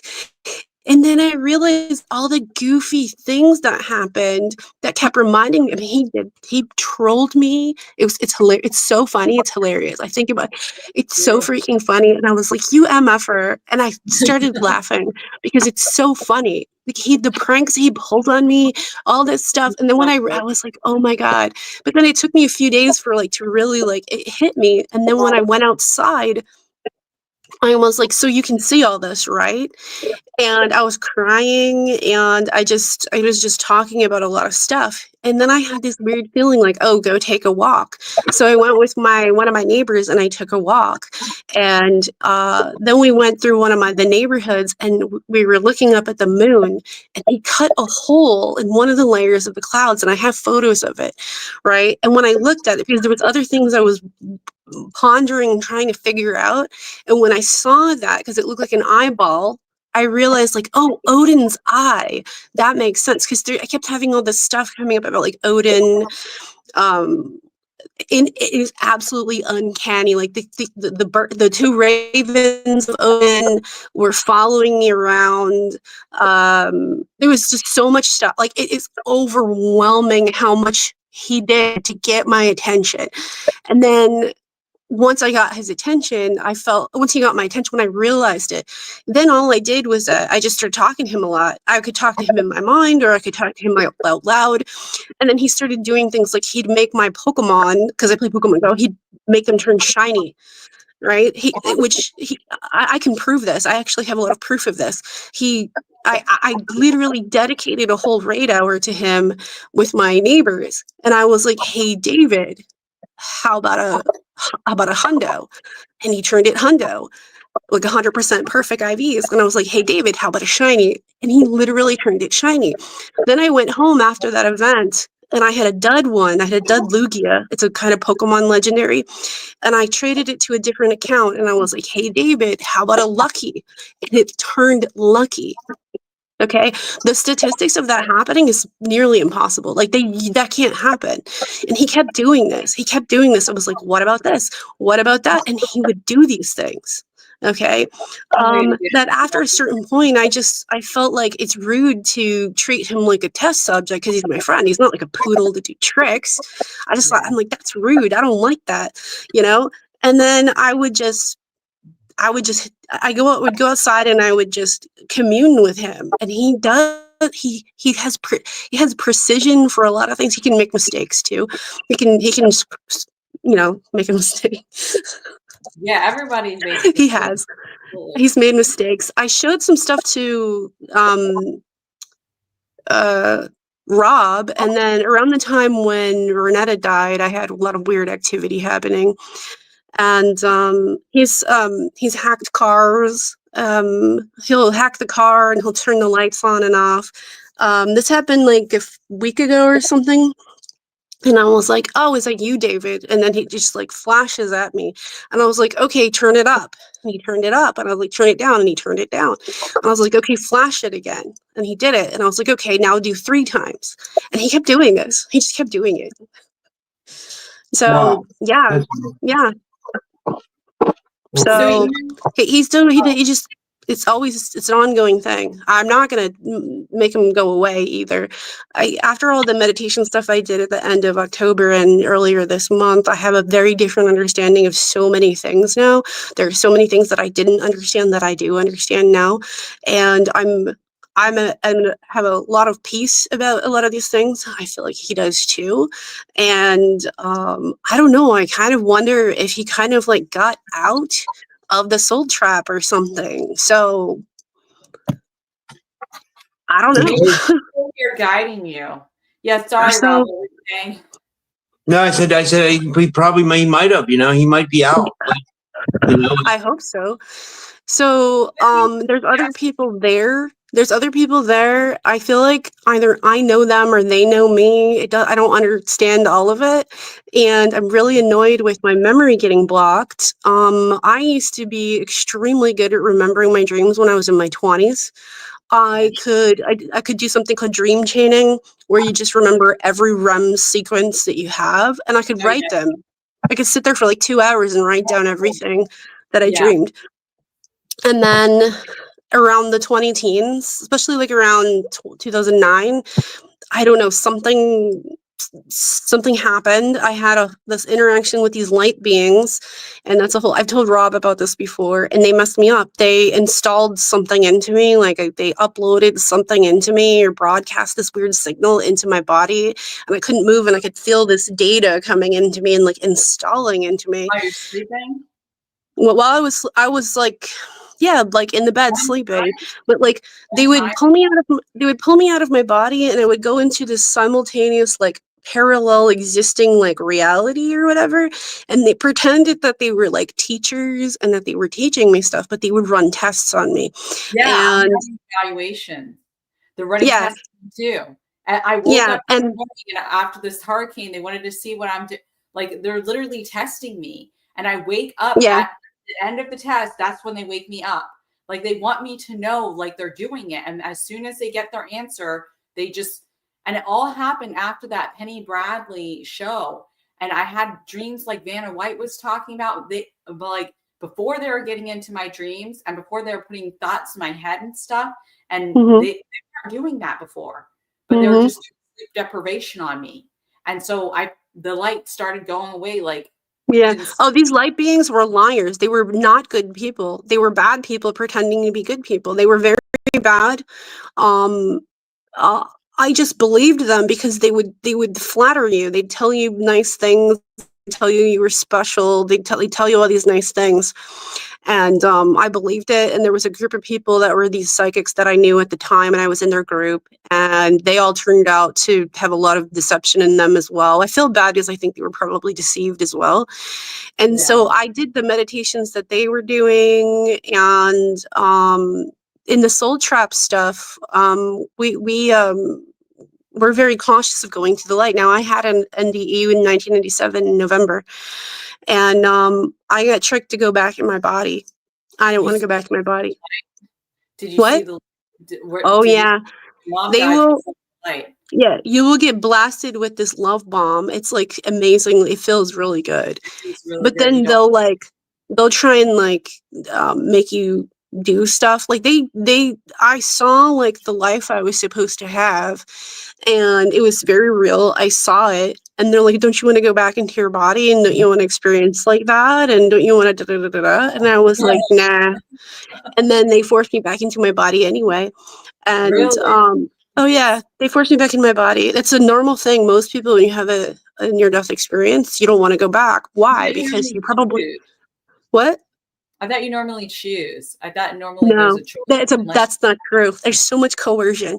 They they heavily like they try to guilt you, make you feel like I remember that they were trying to make me feel sorry for like I was other supposed to go to people. work that day, and they're like that night, and they were like trying to make me feel bad, like, oh, don't you want to be more responsible than that, or what about the old lady in the house, and what about this, and I'm like, it was weird because when I went out of my body, I had this complete and total comprehension that I was much larger than I thought, and that my life meant nothing, and that and it's funny because I had my whole life ahead of me, right? I was like a prodigy, okay?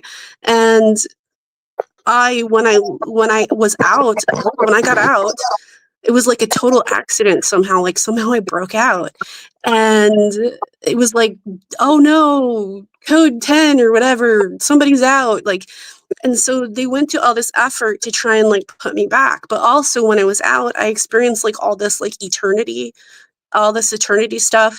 I had a conversation with somebody that was extremely long. Like this conversation was mind to mind, and it was extremely long. And this person answered all of my questions, and this was without words. And I went to all these different places. I saw all this stuff, and throughout all of that, these things would pretend to be like angels or whatever, and they're very annoying. They're like pests, and they're like, don't you want to go back? You should go back. You should go back. And I'm like, no, I don't want to. And somehow they were when I saw the light thing, when they turned this light on, the big light thing, I saw the tunnel, I saw all that stuff, all the classic stuff, right? And all I wanted to do was to go to that light. I had this feeling like I thought it was God, right? I want to go there. That's the thing. It's the only thing I want. And that's the trap. That is the trap. Because when I went into it, I went back. I went back, and I was like this cord, this like tether stuck in the back of me, yanked, and I got yanked back into my body. And it's hard to sync back up with my body. I had trouble walking. I had trouble walking. And then I had to go to work. And I felt completely confused. I remember like looking at myself in the mirror, and it was like I had never really looked at myself before. And I was just like, what the heck is this? You know what I mean? And everything outside of this body and in that state, in that place, is so much more vivid and beautiful. And the way that it feels is so much better. Like it's a common thing in the data for NDEs that nobody wants to come back. They have to always get like tricked back or coerced back, and some people are just shoved back. And some NDEs are horrible, are really, really bad. Some of them are like torture stuff. Like it's really, really bad. I haven't heard about those ones when you're Yeah. body like in between state. Oh yeah, I have. It's like purgatory. Okay, well Purgatory or hell or that makes sense. Yeah. So the Tibetans, they know which light that you go to. They've mapped it out. Like Really? they know. Yeah. If you so they know that you can go to certain colors, mean certain places, like certain realms. Man, your audio got caught out. That's what's up. Who, mine or Rob's? Yeah, her audio keeps getting cut out. What the heck? Who, mine? I can hear me. Yeah, every time you say it, I can't know the audio. Okay, can you hear me right now? Yeah. I can hear you. So I was just saying how the Tibetans have like, you know how they use more maps than other people's? Like they kind of kept them throughout time. But one thing they've kind of mapped the layout of is the afterworld, like, you know, the Tibetan Book of the Dead, like they know the Bardos. You're dead. Yeah, exactly. And they know where to go and to what worlds. They will tell you what color lights to look for and which to avoid and which to go to. And because obviously you can go to different worlds. I mean, there's so many places to go to. The Hindus talk about the different worlds a lot. And Saraswati. Amy, is that really I used to have the Tibetan Book of the Dead, and like when I had it, it was like at the beginning of my awakening. Like, sure, I used to listen to Art Bell when I was young and stuff, but like my awakening wasn't until like 2015, and that was one of the first books that I got, and I was like, it freaked me out because every time I looked at it, I thought I was like staring at my death. But now it's like that might be a valuable asset to have. I got to get that again. The Tibetan Book. I really remember that book. I was traveling. I was somewhere in between Thailand and I was going all over the place. And you know what? For my memory recall in Thailand, wow, it was amazing. Like I could remember like different dream states. I could tell you each dream state when I went into REM multiple times in a night. Like I would remember all the dreams, first, second, third, how many ever dreams within each dream cycle that I had.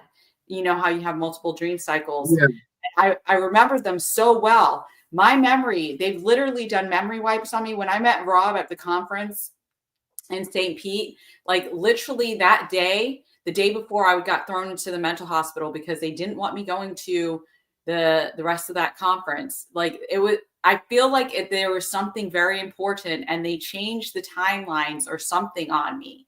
And I mean, I know there was a lot of different people there, you know, like from different places, some government agencies, some different things, but whatever it was, they memory wiped me like so bad. I was so out of it that day.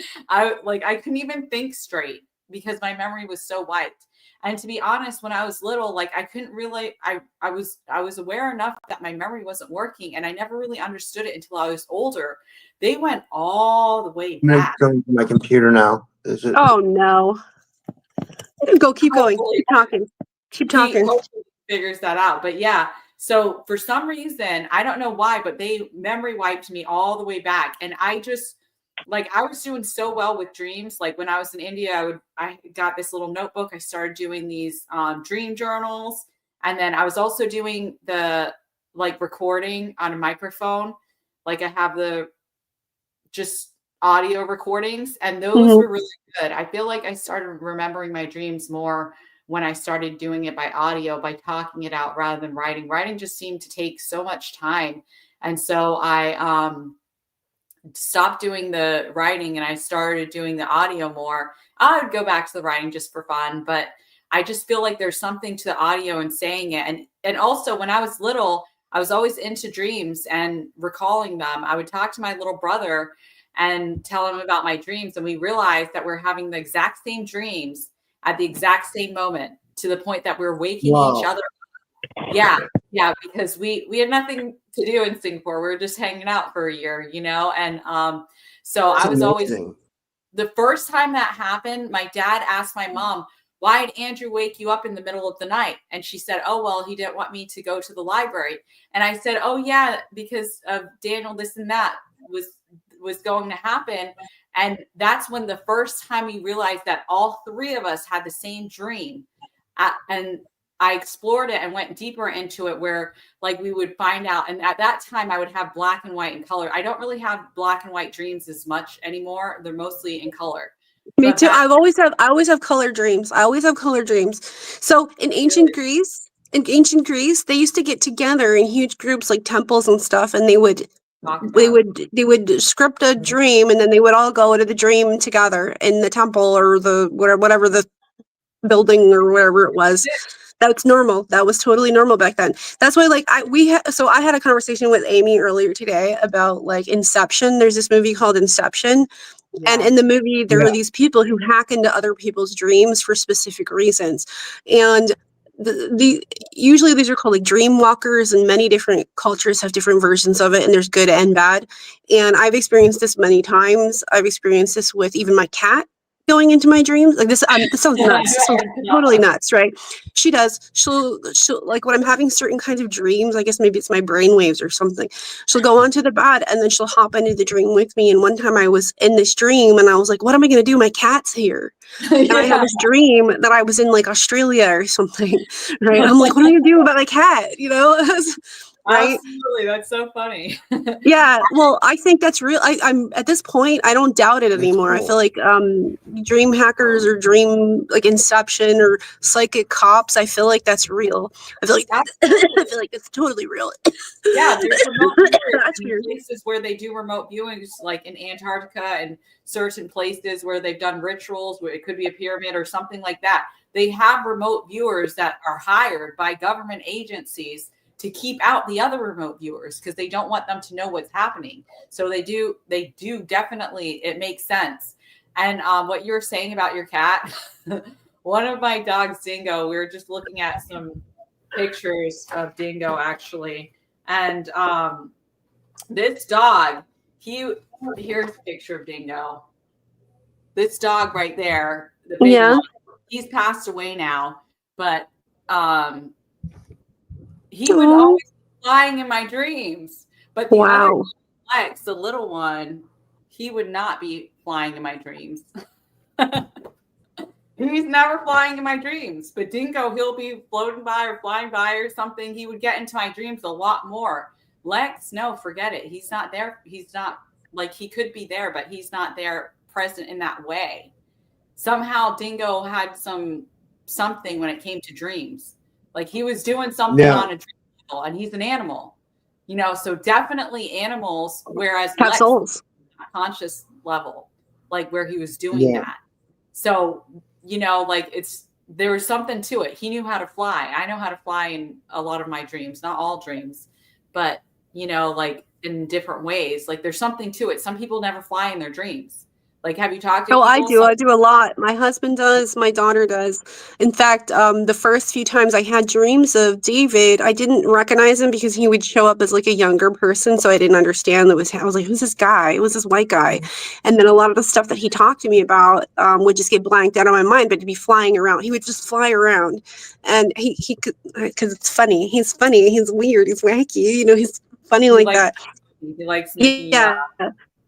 he likes to make people make, he makes everybody laugh. I had this dream. Okay, so I had this, I wanted to get into reality shifting, but I felt like I needed to study it because I didn't understand, and it was a lot of data to go through, and there was no like book on like how to do it. So it was like a huge research project.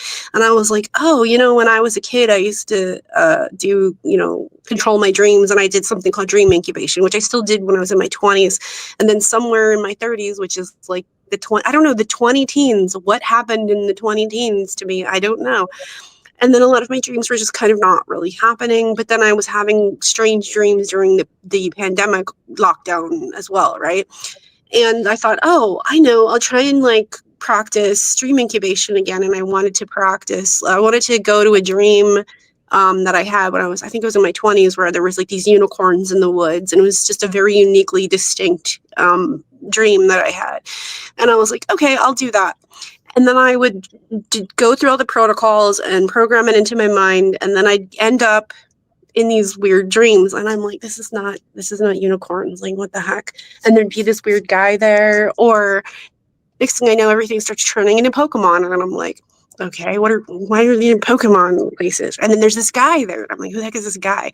Then it's like, I can't see him, but I can see him. And he's talking to me, but I can't remember it. And I'm like, what the heck? So then this one day, I don't know, I like meditated or something, and I'm like, okay, I'm gonna do it this time. I'm gonna dream about unicorns. And I go to sleep, and then next thing I know, I'm like in the Himalayas. And I know it's the Himalayas because I've flown over the Himalayas many times, because I used to live in China many times actually. And all this stuff happened, and there's this guy there, and I'm like, who the heck is this guy? And he's talking to me. But then it's like, I can't remember, but I saw him and he's flying around. At the time he'd be like, you know, Mercury or the Hermes, the god who flies around. And sometimes he's like above me, and I'm like, and then other times it's like there's like some control room, and he's like at this control room, like moving knobs and dials and stuff. And I'm like, what the heck? And so he's talking to me and talking to me and talking to me. But then he's like, okay, I want you to look at that tower. And he's like, and I'm like, okay. So I know that this guy knows me, right? I think it's weird because he kind of looked like my dad, but it wasn't my dad. And I'm like, that's not my dad. So who is this guy, right? And I look over into the sky, and I see this huge bridge, and this bridge is so big.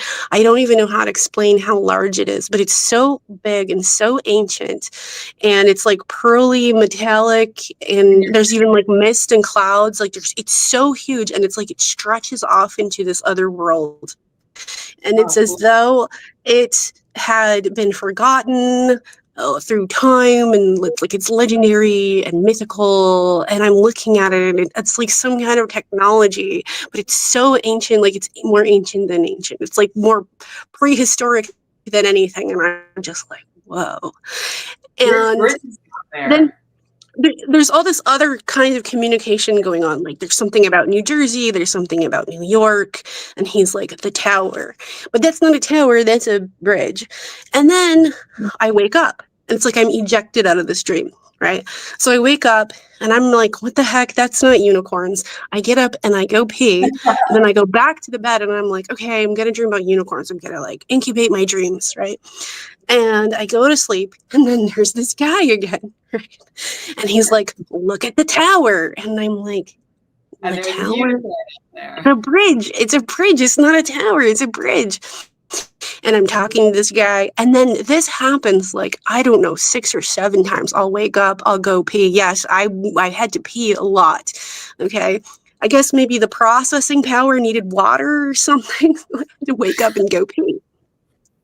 And then I'm back again, and then he's like, look at the tower, right? He even starts shouting things at me like Empire State and, you know, stuff like that. And I'm like, because at one point there was like this city I was looking at. And at first I thought it was Singapore, and then I thought it was like, I don't know, like New York or something. And then there's like all this New York stuff. And then when I woke up, because this guy was so insistent about doing this, right? And I remember sitting on the toilet, and I'm like, I'm like, my dude, that is not a tower, that is a bridge, right? And I was like, this stuff reminds me of like David. it's because it was David, right? Because Oh, really? he's a New Yorker. Oh, He also good. lived in New Jersey, and Empire State is New York.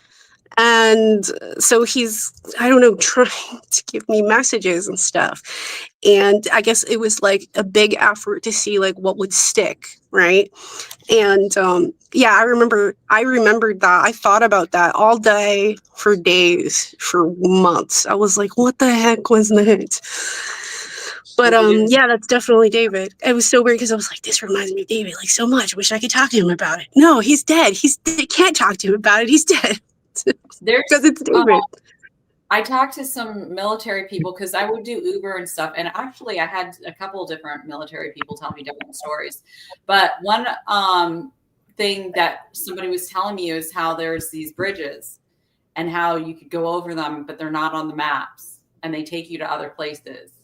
And another guy was telling me, how there's other worlds and other places that are on the map. And this is before I knew about the 178 worlds that Nos Confunded. And if you look up his YouTube channel, talks a lot about, and other people. I think I was doing a video with Eric Dadmer that got taken down like a few weeks ago. That was the last, like 2 weeks ago. That was the last video I did on my YouTube channel. And unfortunately it got taken down. I haven't really wanted to, this is the next one that I'm doing. So hopefully this one should be fine. But anyway, that one, COVID, the C word was mentioned a few times. So maybe that had something to do with it. I don't know. Maybe his time traveling, he has so much information, but he was telling me about stuff.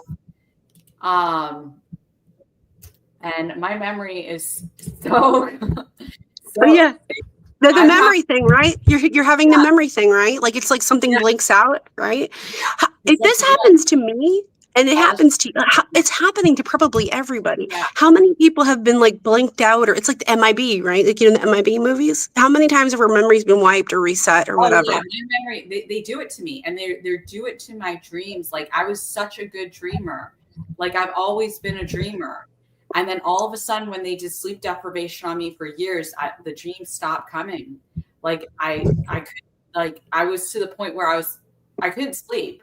From the poisons to the suffocation, through my heart would be beating like crazy. Like I did some bioscanner thing or whatever, and the one thing that was like not best performance or whatever, or the one thing that stood out more than the others was my heart. And I know why, because they've done stuff to my heart where literally, I was talking to Rob about this earlier on my walk. Like I would have 2 ice bottles in front of my heart and 2 ice bottles in the back, and it's still pumping, like pulsing, like nobody's business. Like it's not a heart for a human in my body and my size, where my heart would ever naturally beat at that level, no matter what type of exercise, or no matter what type of dream state or any state of mind or body physically that I'm doing. It could not do that by itself. So that's external factors. When you think about it, from the implants that I have in my body, somehow they were doing that to my heart, to the point that it showed up on a bioscanner. That really? Yes. When I was at that conference, it came up, and I can show you this. The one that Rob was at? The one that Rob was at? Yeah, the conference? I met her. So so you saw this too? Like you can see a picture of him and I on there. Well, it was a picture, but it's a video too. Oh, you look so happy. Yeah, that was great. It was me, you, Laura Eisenhower, and Matthew Mornian. That was a great picture. Yeah. That was a great so this Dr. Video. West, that was nice to meet you guys all there. So this Dr. West, I did a podcast with him and Typical Skeptic Rob, that I posted. I think it was my second podcast on my channel. I've done about 16 or so.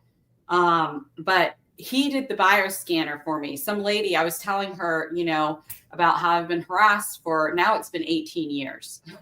It was 17 years, but now it's 18 years. So it's a long time. But I told her I've been harassed for 17 years, and just the situation that I've been going through. And she was like, you need to talk to this man. Come follow me. He has some thing that he can do, some scanning something. So I was like, okay, what are you talking about? She's like, trust me, you just need to meet him. So I was like, okay, I'll meet him. Because they were doing some, like, there was a stage. I was all the way in the back, just standing back there. And she just happened to be there, and we were having a little chat, and she had just gotten the scan done. And so she told me to do it. And he, these are the pills that he was talking about when he was telling us about these different things that you can take, these different medicines. And this is supposed to be really good. But so he did some scanner on me. It was just like, it took like 2 minutes to do, and it was done. And it had so many pages. He said he would email me it, and he said he already emailed me it, but I don't know where that email went, because he told me each one of his emails and it wasn't there. And then he was like, well, maybe I didn't send it because normally this and that. But anyway, I don't know. That's weird. Wait. So you just didn't get it? He sent it, but you didn't get it? Yeah, we're not giving medical advice. Like, this is. We're not giving medical advice. Okay, disclaimer. No, this was just a bioscan on me, like personally what I experienced. This is nothing to do with medical advice at all. Did you ever see it? Did you ever see the scan? Yeah, he had it right there pulled up in front of me, and he was telling me what was what. And in fact, it was on this video, like on the Instagram. I showed some of it. Okay. I did some other posts, like him and his ex was in it, and I didn't know that they like. And I did a retake of it because I'm like, what happened to this video on Instagram? And then again, disappeared. And I'm like, this is targeting. They're targeting me obviously right now. That video. So like Renetta. This is like Renetta. So, okay. So that's very interesting. Like, you happen to have the proof. He emails it to you, but you don't get it. And then the video goes away. Interesting. Well, not that video, but these other 2 videos that we did. Okay. And then it just disappeared. No, stuff like that always happens. Like my mom will tell you, I'm not hacked once or twice a day. I'm hacked all throughout the day. And I was like, that's a great way of putting it. Because she gets it. She's very careful with her words and saying things. Like I asked her if she misses me a lot, and she's like, well, I miss you some, or like I asked her if she misses me the most or something, and she's like, well, I miss you some or something. And then when I told my dad, she's like, no, I said it some or something like that. Like she's very meticulous. That just happened. Mm-hmm. But she's very careful with her words, like, I don't know why. But so when she framed it in that way, I was like, that makes so much sense, because I would just say I'm hacked all the time. But she's like, it's not once or twice a day. It's all throughout the day, meaning on multiple devices, whatever device I'm using, I'm being hacked. And I've even had to use other people's devices to, because I get around it. Yeah, exactly. And they'll even hack those. So like that's kind of a theme with me too. I have to find ways around everything. I have lots of techniques to get around certain blocks and stuff. I'll figure out a new thing, and then that'll get thwarted eventually. Like it's in everything. It's in real life. It's in like my dream stuff. It's in like, it's all kinds of things. Something will get screwed, and then I either give up or I'll find a way around it. I've figured out lots of patterns of how these things come. Sometimes these things come in like waves, like almost strategically. And then because I started catching on to those patterns, I started changing up mine. And then it would adapt to my patterns. And so I started to have to think I had to think long-term strategy. I had to start thinking in various different ways that I wouldn't have otherwise had to. And the frustration thing is like, I don't even get frustrated anymore. I'm like, oh, here it comes again. You know what I mean? I don't get mad anymore. I mean, I can get mad. There's times where I've attacked the stalkers. I attack them back. And they get they're absolutely terrified. They're absolutely terrified when I crazy lady. Funny. That's funny. Well, all the more power to you. I mean, hey, there was this one stalker in a car, and this was in 2019, and it was really unnerving to me. It was really unnerving. And the way that this person was acting, whoever it was, and that was back when it was like I would get stalked by red and blue cars. which went away in 2020, and then it just became vans, white vans, black vans, dark colored vehicles, SUVs, and stuff. A lot of times they just have black windows. And sometimes like everything is completely black. Like it's all black. Like there's no clear windows at all. It's completely black. I don't even know how that works, but that's a thing. Other times, like they'll change it up too. Another one is like they'll have people who pretend to be walking their, what? I said they always have to change it up. Like I get that. They'll pretend to be walking a dog or something, or that they're romantic lovers or whatever. And then they'll like take out their phone and they're like, I don't know, like taking pictures or something. And I'm like, I can see you. Like, I can see you. Right? Well, this guy was whoever was in this vehicle, this was in 2019. I know exactly where it was. I was so fed up because I kept trying to move so that I couldn't be watched. And they would move their vehicle and they had their freaking headlights on, right? It's like obvious. Like, no, I can see you. So I got just so annoyed and it was freaking me out, but I don't know, I snapped and then I looked at them and then I started walking right towards them like beeline. As soon as I started doing that, they screeched their tires and sped away. Right? But then they came back. What? Sometimes you just have to like leave me alone. Oh yeah. They came back like 10 minutes later and parked in a different spot and changed how they were behaving. And then as I started walking towards that and I realized, I didn't even realize they were there. They freaked out and then sped away and almost hit somebody and then ran and then drove away again. Right? So it started to so it was like they faked me out because I scared them. So then they came back more sneakily the second time while I was still there. Right. So then I have to like triple think things and quadruple think things. Okay. If this happens, this is my exit strategy. Like this is how I had to do things, you know? And and I mean, like, there's someone like, there's this lady named Susie Dawson. She documented a ton of this stuff.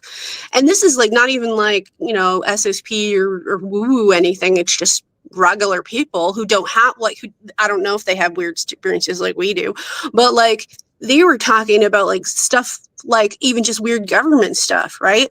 And then when she showed the evidence of these things, I was floored because the years when these happened, I had the same kind of strange stuff happen to me. Like my tires on my cars were popped, but then also the ones my neighbors were popped.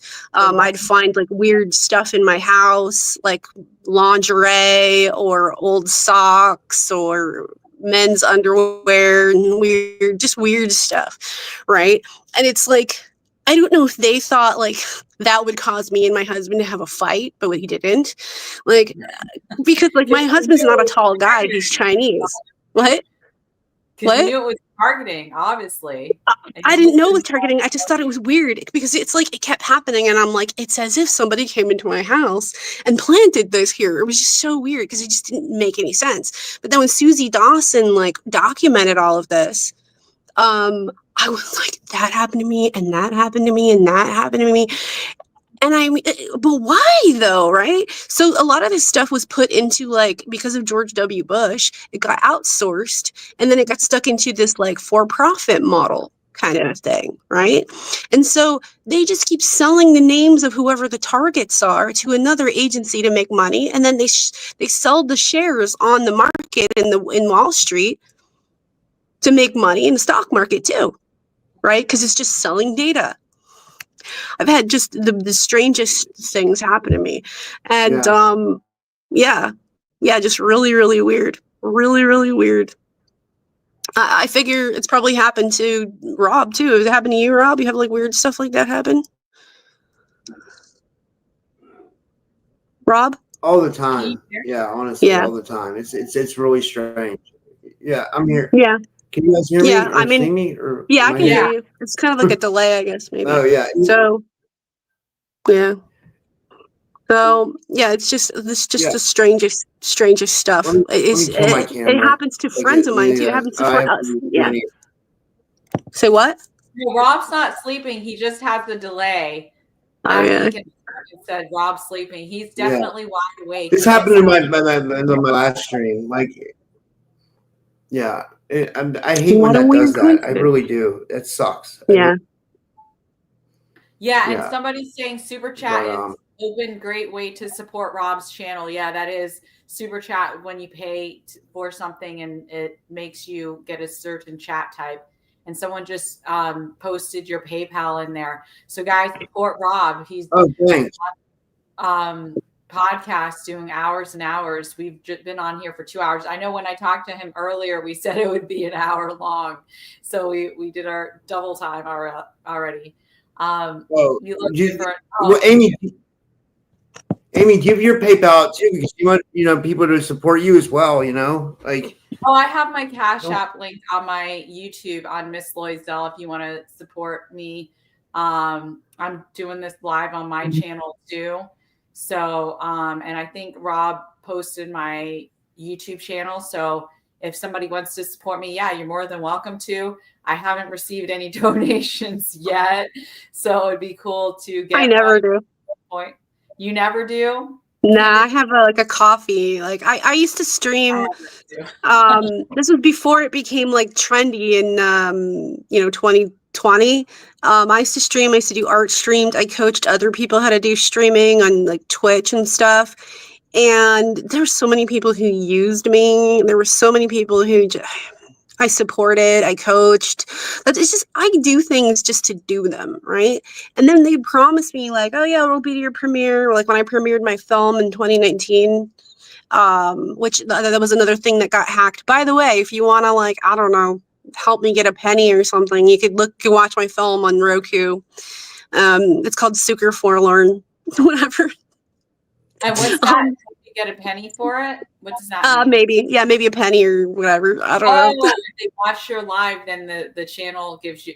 You know what? I tried to do. I'm on YouTube right now, or on YouTube on here, and then on my other phone, I'm on TikTok. I was part of the creator program, and I actually made a tiny bit of money on there. But I got upset because the guy stopped answering my phone that did the content creator. So I called him today. Finally, he picked up.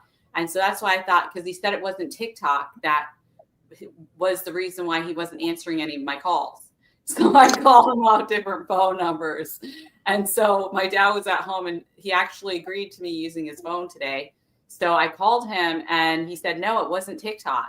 It wasn't TikTok that was stopping him from talking to me. And he just was busy and blah, blah, blah, which I kind of don't believe him. But just in case, I thought, okay, I'll give TikTok another try, because I got out of the and everything, because I thought like he was just stopped talking to me and stopped supporting me, and I felt like not good about it. I was like, you're the guy that created the program here and you got me on board, and then I'm not really making much, but at least I'm making something, and then all of a sudden just ghosting me. So I thought, you know what, maybe I don't want to be in this program. And then I thought, okay, if I'm off of it, then maybe like he can say something because I'm not part of the TikTok, because I deleted it. But no, then he ghosted me even more. So I was like, what's happening? But he told me it wasn't TikTok. So maybe it was him. I don't know. So I don't know. Yeah. Talk again, because I haven't done lives this whole time until today. So I was one of the very first waves of paid YouTubers. So this is a weird, I don't want to sound like I'm bragging or like I'm so awesome or whatever, but like when YouTube started, I was like a sort of kind of popular YouTuber when I was younger. And I helped a lot of people get the confidence to date Asian people. I helped so many men have the confidence to actually ask out white girls or non-Chinese girls.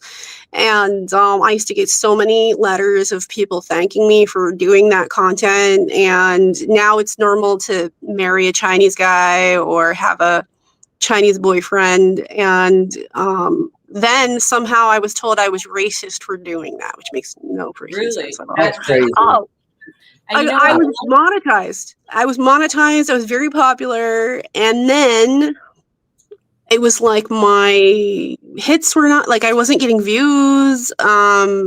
It's weird because there are people, it was like, oh, well, artists aren't popular on YouTube. Today, art niches are so popular. People who do art content is crazy popular, right? And then I think part of it was the Obama administration, which is weird because I voted for Obama in 2008, but I wouldn't vote for him in 2012 after he signed the NDAA. And there was just something was wrong. And I was like, he promised all this stuff, but then he didn't do it. Back when Obama ran for president, he had a website called like change.gov. And I was one of the most popular people contributing to concepts and ideas on that website. You can check change.org. I wouldn't be surprised if my stuff would always get upvoted. I was very popular. And there were political like channels where they loved everything I said. Anytime I contributed to something or sent articles or whatever, they liked me. And then they turned on me or they blocked me. And it was just so strange, right? I was like, how is it that I'm so popular for all these things and now like nothing is happening? It was like, I felt like my stats were getting like messed with.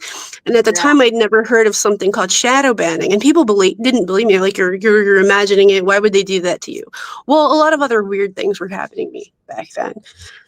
And it's just, I don't even have it in me anymore to be like mad, because it's just pretty obvious to me that it's just rigged. Like, this idea of quote unquote meritocracy is like a stupid idea anyway, because it's like this leveling up to this next thing, and then another level, and then another level, and then another level. And then what? You know what I mean?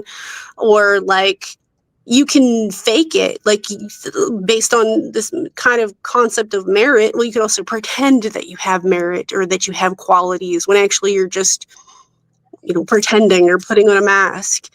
When you're around people that are authentic, people who have substance, fake people start to really realize how fake and hollow they are. And I think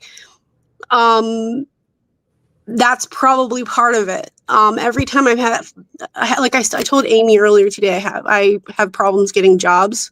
And then when I finally do get a job, there's something wrong with it every time. Like, everything is wrong with it.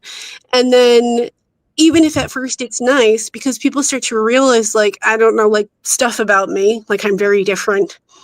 And they'll want to corrupt me, or they'll want to like make me a slacker, or I don't know, whatever it is. And then it starts at some point where they can't handle me being around because I'm authentic, or I'm actually nice, or people who are, nasty customers, I can handle them, and then they're not nasty anymore. They don't like that. Yeah. There's just no pleasing. I'm just tired of trying to like live up to other people's expectations when they're just going to never be satisfied anyway. You know what I mean? Like, I would be given like these extremely high, unachievable things, like, well, if you can do this, then da, da, da. And I'd be like, what? And then I'd do it. And then they'd be pissed because I did it. Right? And then they'd come up with reasons to not do their side of whatever it was, whether it was a contract or an agreement or a promise or what. I'm just so tired of it. I'm so tired of it. And then you have people in the older generations acting like somehow I'm irresponsible, or I live in my own world, or like, I'm sure you've probably all heard the same thing. Like, you gotta be responsible. You gotta be respectable. Get a real job. Yeah, I hear all that. She hasn't heard that. Yeah. Right? Yeah, go ahead. Oh, I just, Loisel, you look different. What happened? Transformation. And I just responded that, I was in a mental hospital and rehab and drugged up on a bunch of meds. And I did gain like 20 pounds while I was there, like in 2 months, maybe 25, something like that. So You look good. I think you look really good. You look great. I was getting fit there from the poisons and whatnot. It does stuff to the body. Like this. You know what I told her, Amy? I told her earlier, I was talking to her on the phone or two texts. I said, Amy, you could be a Bollywood star. You ever see those Indian movies where they have the Bollywood girls? She could definitely be a Bollywood girl, like one of those Hindu romance movies. You know what I mean? Absolutely. My cousin's sister is famous in Singapore. She married Shane, my cousin brother. She's an actress there. She does Bollywood. That's exactly what she's into. But yeah, I could totally see it if I wanted to do that. I've only done a little bit of acting, but it's been fun. and a little bit of modeling, just dabbled into it. My sister does it like full time in New York. But I've just done a little bit of it, and mostly brand ambassadoring and other jobs. I've done that. I've done brand ambassador.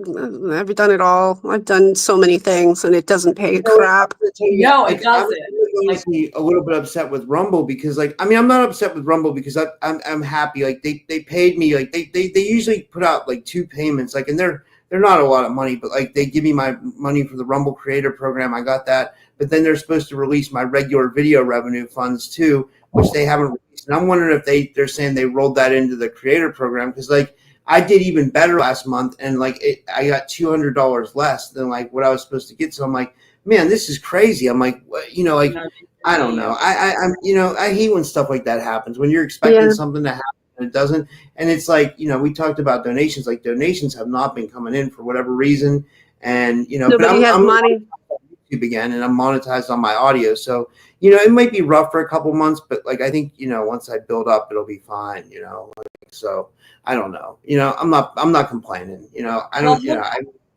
I don't know. Yeah. Hopefully, that Rumble gets its act together and pays you for it, because that's really annoying.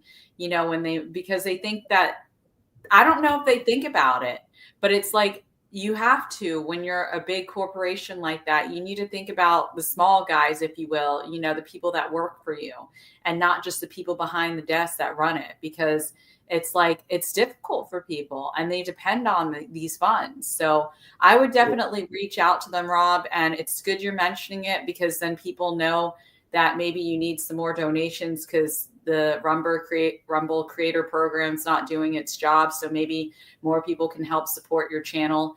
And, like you're doing this by yourself. You've done almost 3,000 videos for the conscious community. And that's something. So maybe people can, just help a little bit more. And I know that you're looking to buy a computer on your Buy Me a Coffee. I saw that on the other page. It has a computer that you're looking to buy, and there's not that many donations so far towards that computer. And I would think that, people that watch your videos see that this is something that you need to do the live streams, and that maybe they can help with a tangible item, like with that. So if you guys want to, you can go to his Buy Me a Coffee website, and on one of the links that you can click, it'll show you where he's looking to buy a computer, and maybe you can feel good about donating towards that, because it's something that he'll be using for his lives. So you guys can contribute to that. So, and somebody says, or maybe someone donate a nice laptop. Ooh, that would be amazing. Yes, that would be amazing. Yeah, that's one of your moms. Asic says we should do a dating show here. He says that would blow up. Dating show. Oh my God. Maybe you could do Twitch, maybe, but I think so. I'm thinking maybe we're looking in the wrong place. Like maybe we should do like a pitch or something for like TV or something, because the topics that he does is highly popular. Like I have a distributor for my content, like for different platforms, like on Roku and stuff. I had a thing I was trying to do for like relaxation meditation stuff, and I swear this project is like just cursed or something. It should have been like finished like 4 years ago, and it's just still not done. And then it's just like there's always something. If I could just get it to, it's funny because when I started trying to do that, nobody was doing that, and now everybody does meditation videos, ASMR, lo-fi, all this, and they're making like so much money on it. And like I'll put my stuff, like mine's real, mine's not AI prompt. I'm sorry, like I'm trashing AI right now. So sorry, I hurt your AI feelings. But like I did like real stuff, okay? Like real effort, real work. And we're sentient. Nobody goes to watch my stuff or whatever, but I'm also like broke, and I have like limited stuff. I had like so much good stuff, and then like the equipment is like rigged to just stop working after like 2-3 years. Like it's like you finally get a leg up on one thing, and then the other thing you got just stops working. And it's just like why? Like I'm being shadow banned on. Like, there's barely anybody on my TikTok right now. I haven't been on here in months since I stopped the creator program, and there's like no people on here. And they've done this before, you know, like it shows that one person's on there, but then it shows like people are coming on there. So I really don't know. It's kind of a little bit confusing because it looks like they're on there because there's names on there, but then at the top it shows one person.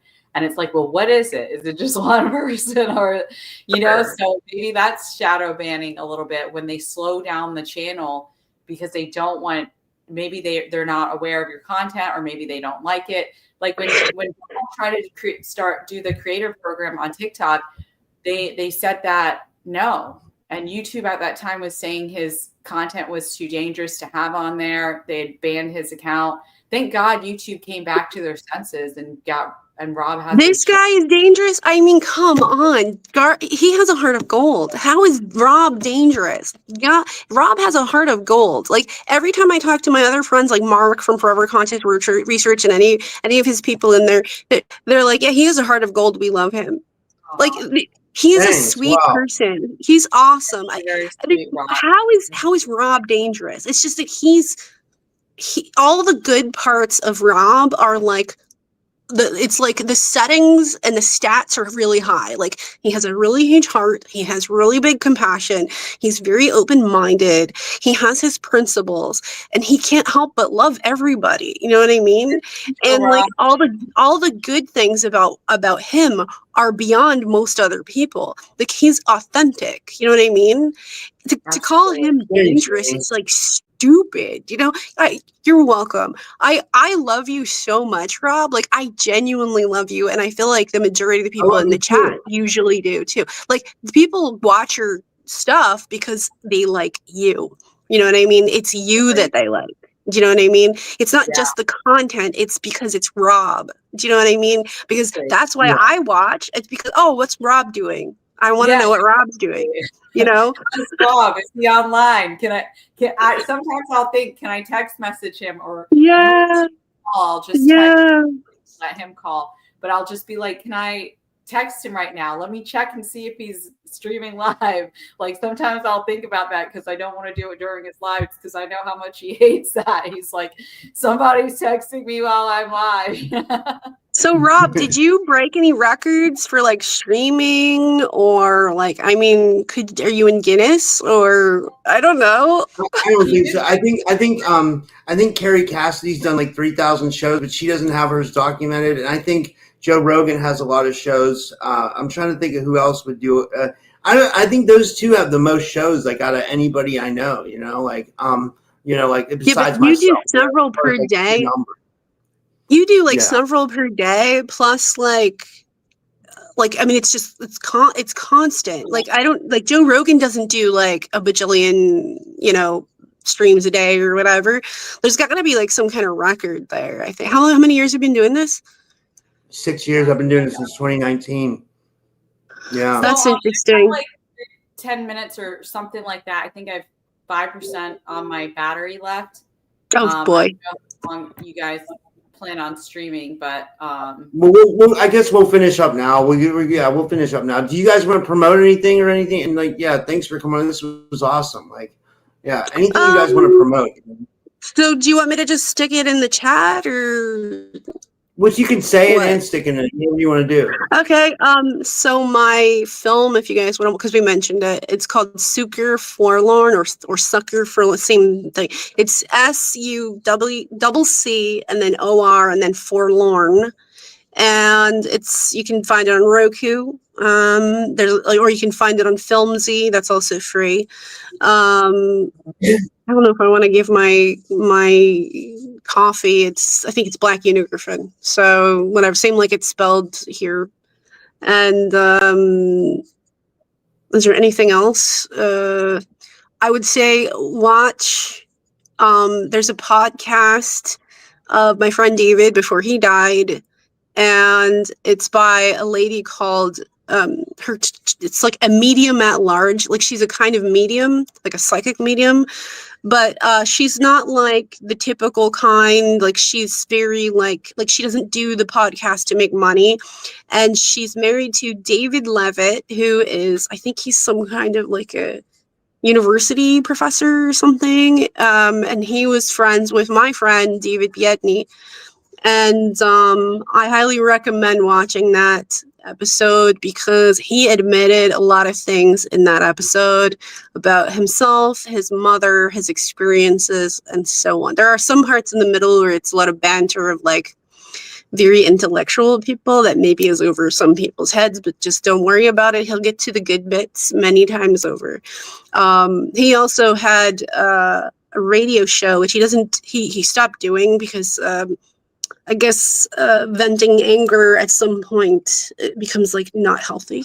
Like it's a healthy at some point, and then after a point it's not healthy anymore. And that was called Angry Human. And it's ironic how many people used to listen to his broadcast, including nuns, clergymen, and so on. And he was not religious at all. And they would say stuff like, I know your podcast or your radio show is supposed to, it did get podcasted, but they said, I know your show is Angry Human, but you have so much substance and integrity and compassion for people. And even though you like curse on, live radio or whatever on the internet, I value everything you say, because he actually cared about all of us. He cared to make a better world. He would teach people like their rights, and he would teach people like history stuff. He taught me a lot. He taught me how to learn better. He taught me how to do due diligence. And he was a great person. I loved him so much. He meant everything to me. So. Wow, that's amazing. And Amy, thank you for sharing that. That was amazing, Candace. And I think Amy's gone. Or does she? Amy, are you here? There's two. Yeah, I'm here. I just got back. I was just my computer just went down, so I just jumped on my phone. But basically, if you guys want to get on my YouTube channel, it's at Miss Loisel, which is Loisel. So at Miss Loisel. And in the description, you can buy me a coffee. You can donate to my Cash App link. It would be nice if somebody actually does. Woohoo to the first person who does it. Because I've been doing a couple shows here, about 16 or so. And I'm going to post this on YouTube. The one that I have, maybe it'll still be up because I'm no longer on the same link. I don't know how that works with StreamYard, because this is the first time that I'm streaming from someone else's live stream and doing it on my channel as well. Normally I'm the host. So thank you, Rob, for having me on your show. Thank you, Candace, for coming in and joining us. I'm glad we talked you into it. It was a pleasant surprise. So thank you so much for sharing and coming on. And Rob, as always, it's a pleasure. I look forward to doing it. Maybe next time. I know we talked about possibly doing one tomorrow or coming up soon, doing a birthday reading for you with the book Cards of Your Destiny. So I look forward to that. Just a small promotion before we do it to let the audience know if you're interested in that. That will be on Rob's birthday, which is January the 11th, correct? Yeah. Thank you. Yeah, that's cool. That'll be cool. And we did get one super chat. Well, I just want to show you guys. So this is from Azek, and he says Loisel looked different. He says, "What happened? Transformation?" Yeah. Thanks for the super chat, Azek. You're awesome. If you're Love still that here. guy. I love that guy. Thank you for that. Thank you for noticing. I feel different. I feel like I'm going through PTSD. Maybe that's part of the transformation, is I'm going through PTSD right now. So I'm just trying to recover from things. But yeah, it's nice to hang out with friends. So, and thank you guys, the audience as well, for joining us. It's been a pleasure. Love you both. Love you. Love Michelle. Love Rob. I love a lot of the people. So many people in the chat. I love you guys in the chat. So, bye. Yeah, thank you guys. It was awesome. I love you guys so much. Problem. And that's it, guys. I guess we'll see you guys soon. Maybe we'll start doing this every Friday if you guys want to. Like, we can make it a Friday thing. Like, maybe. All right. Good night, everybody.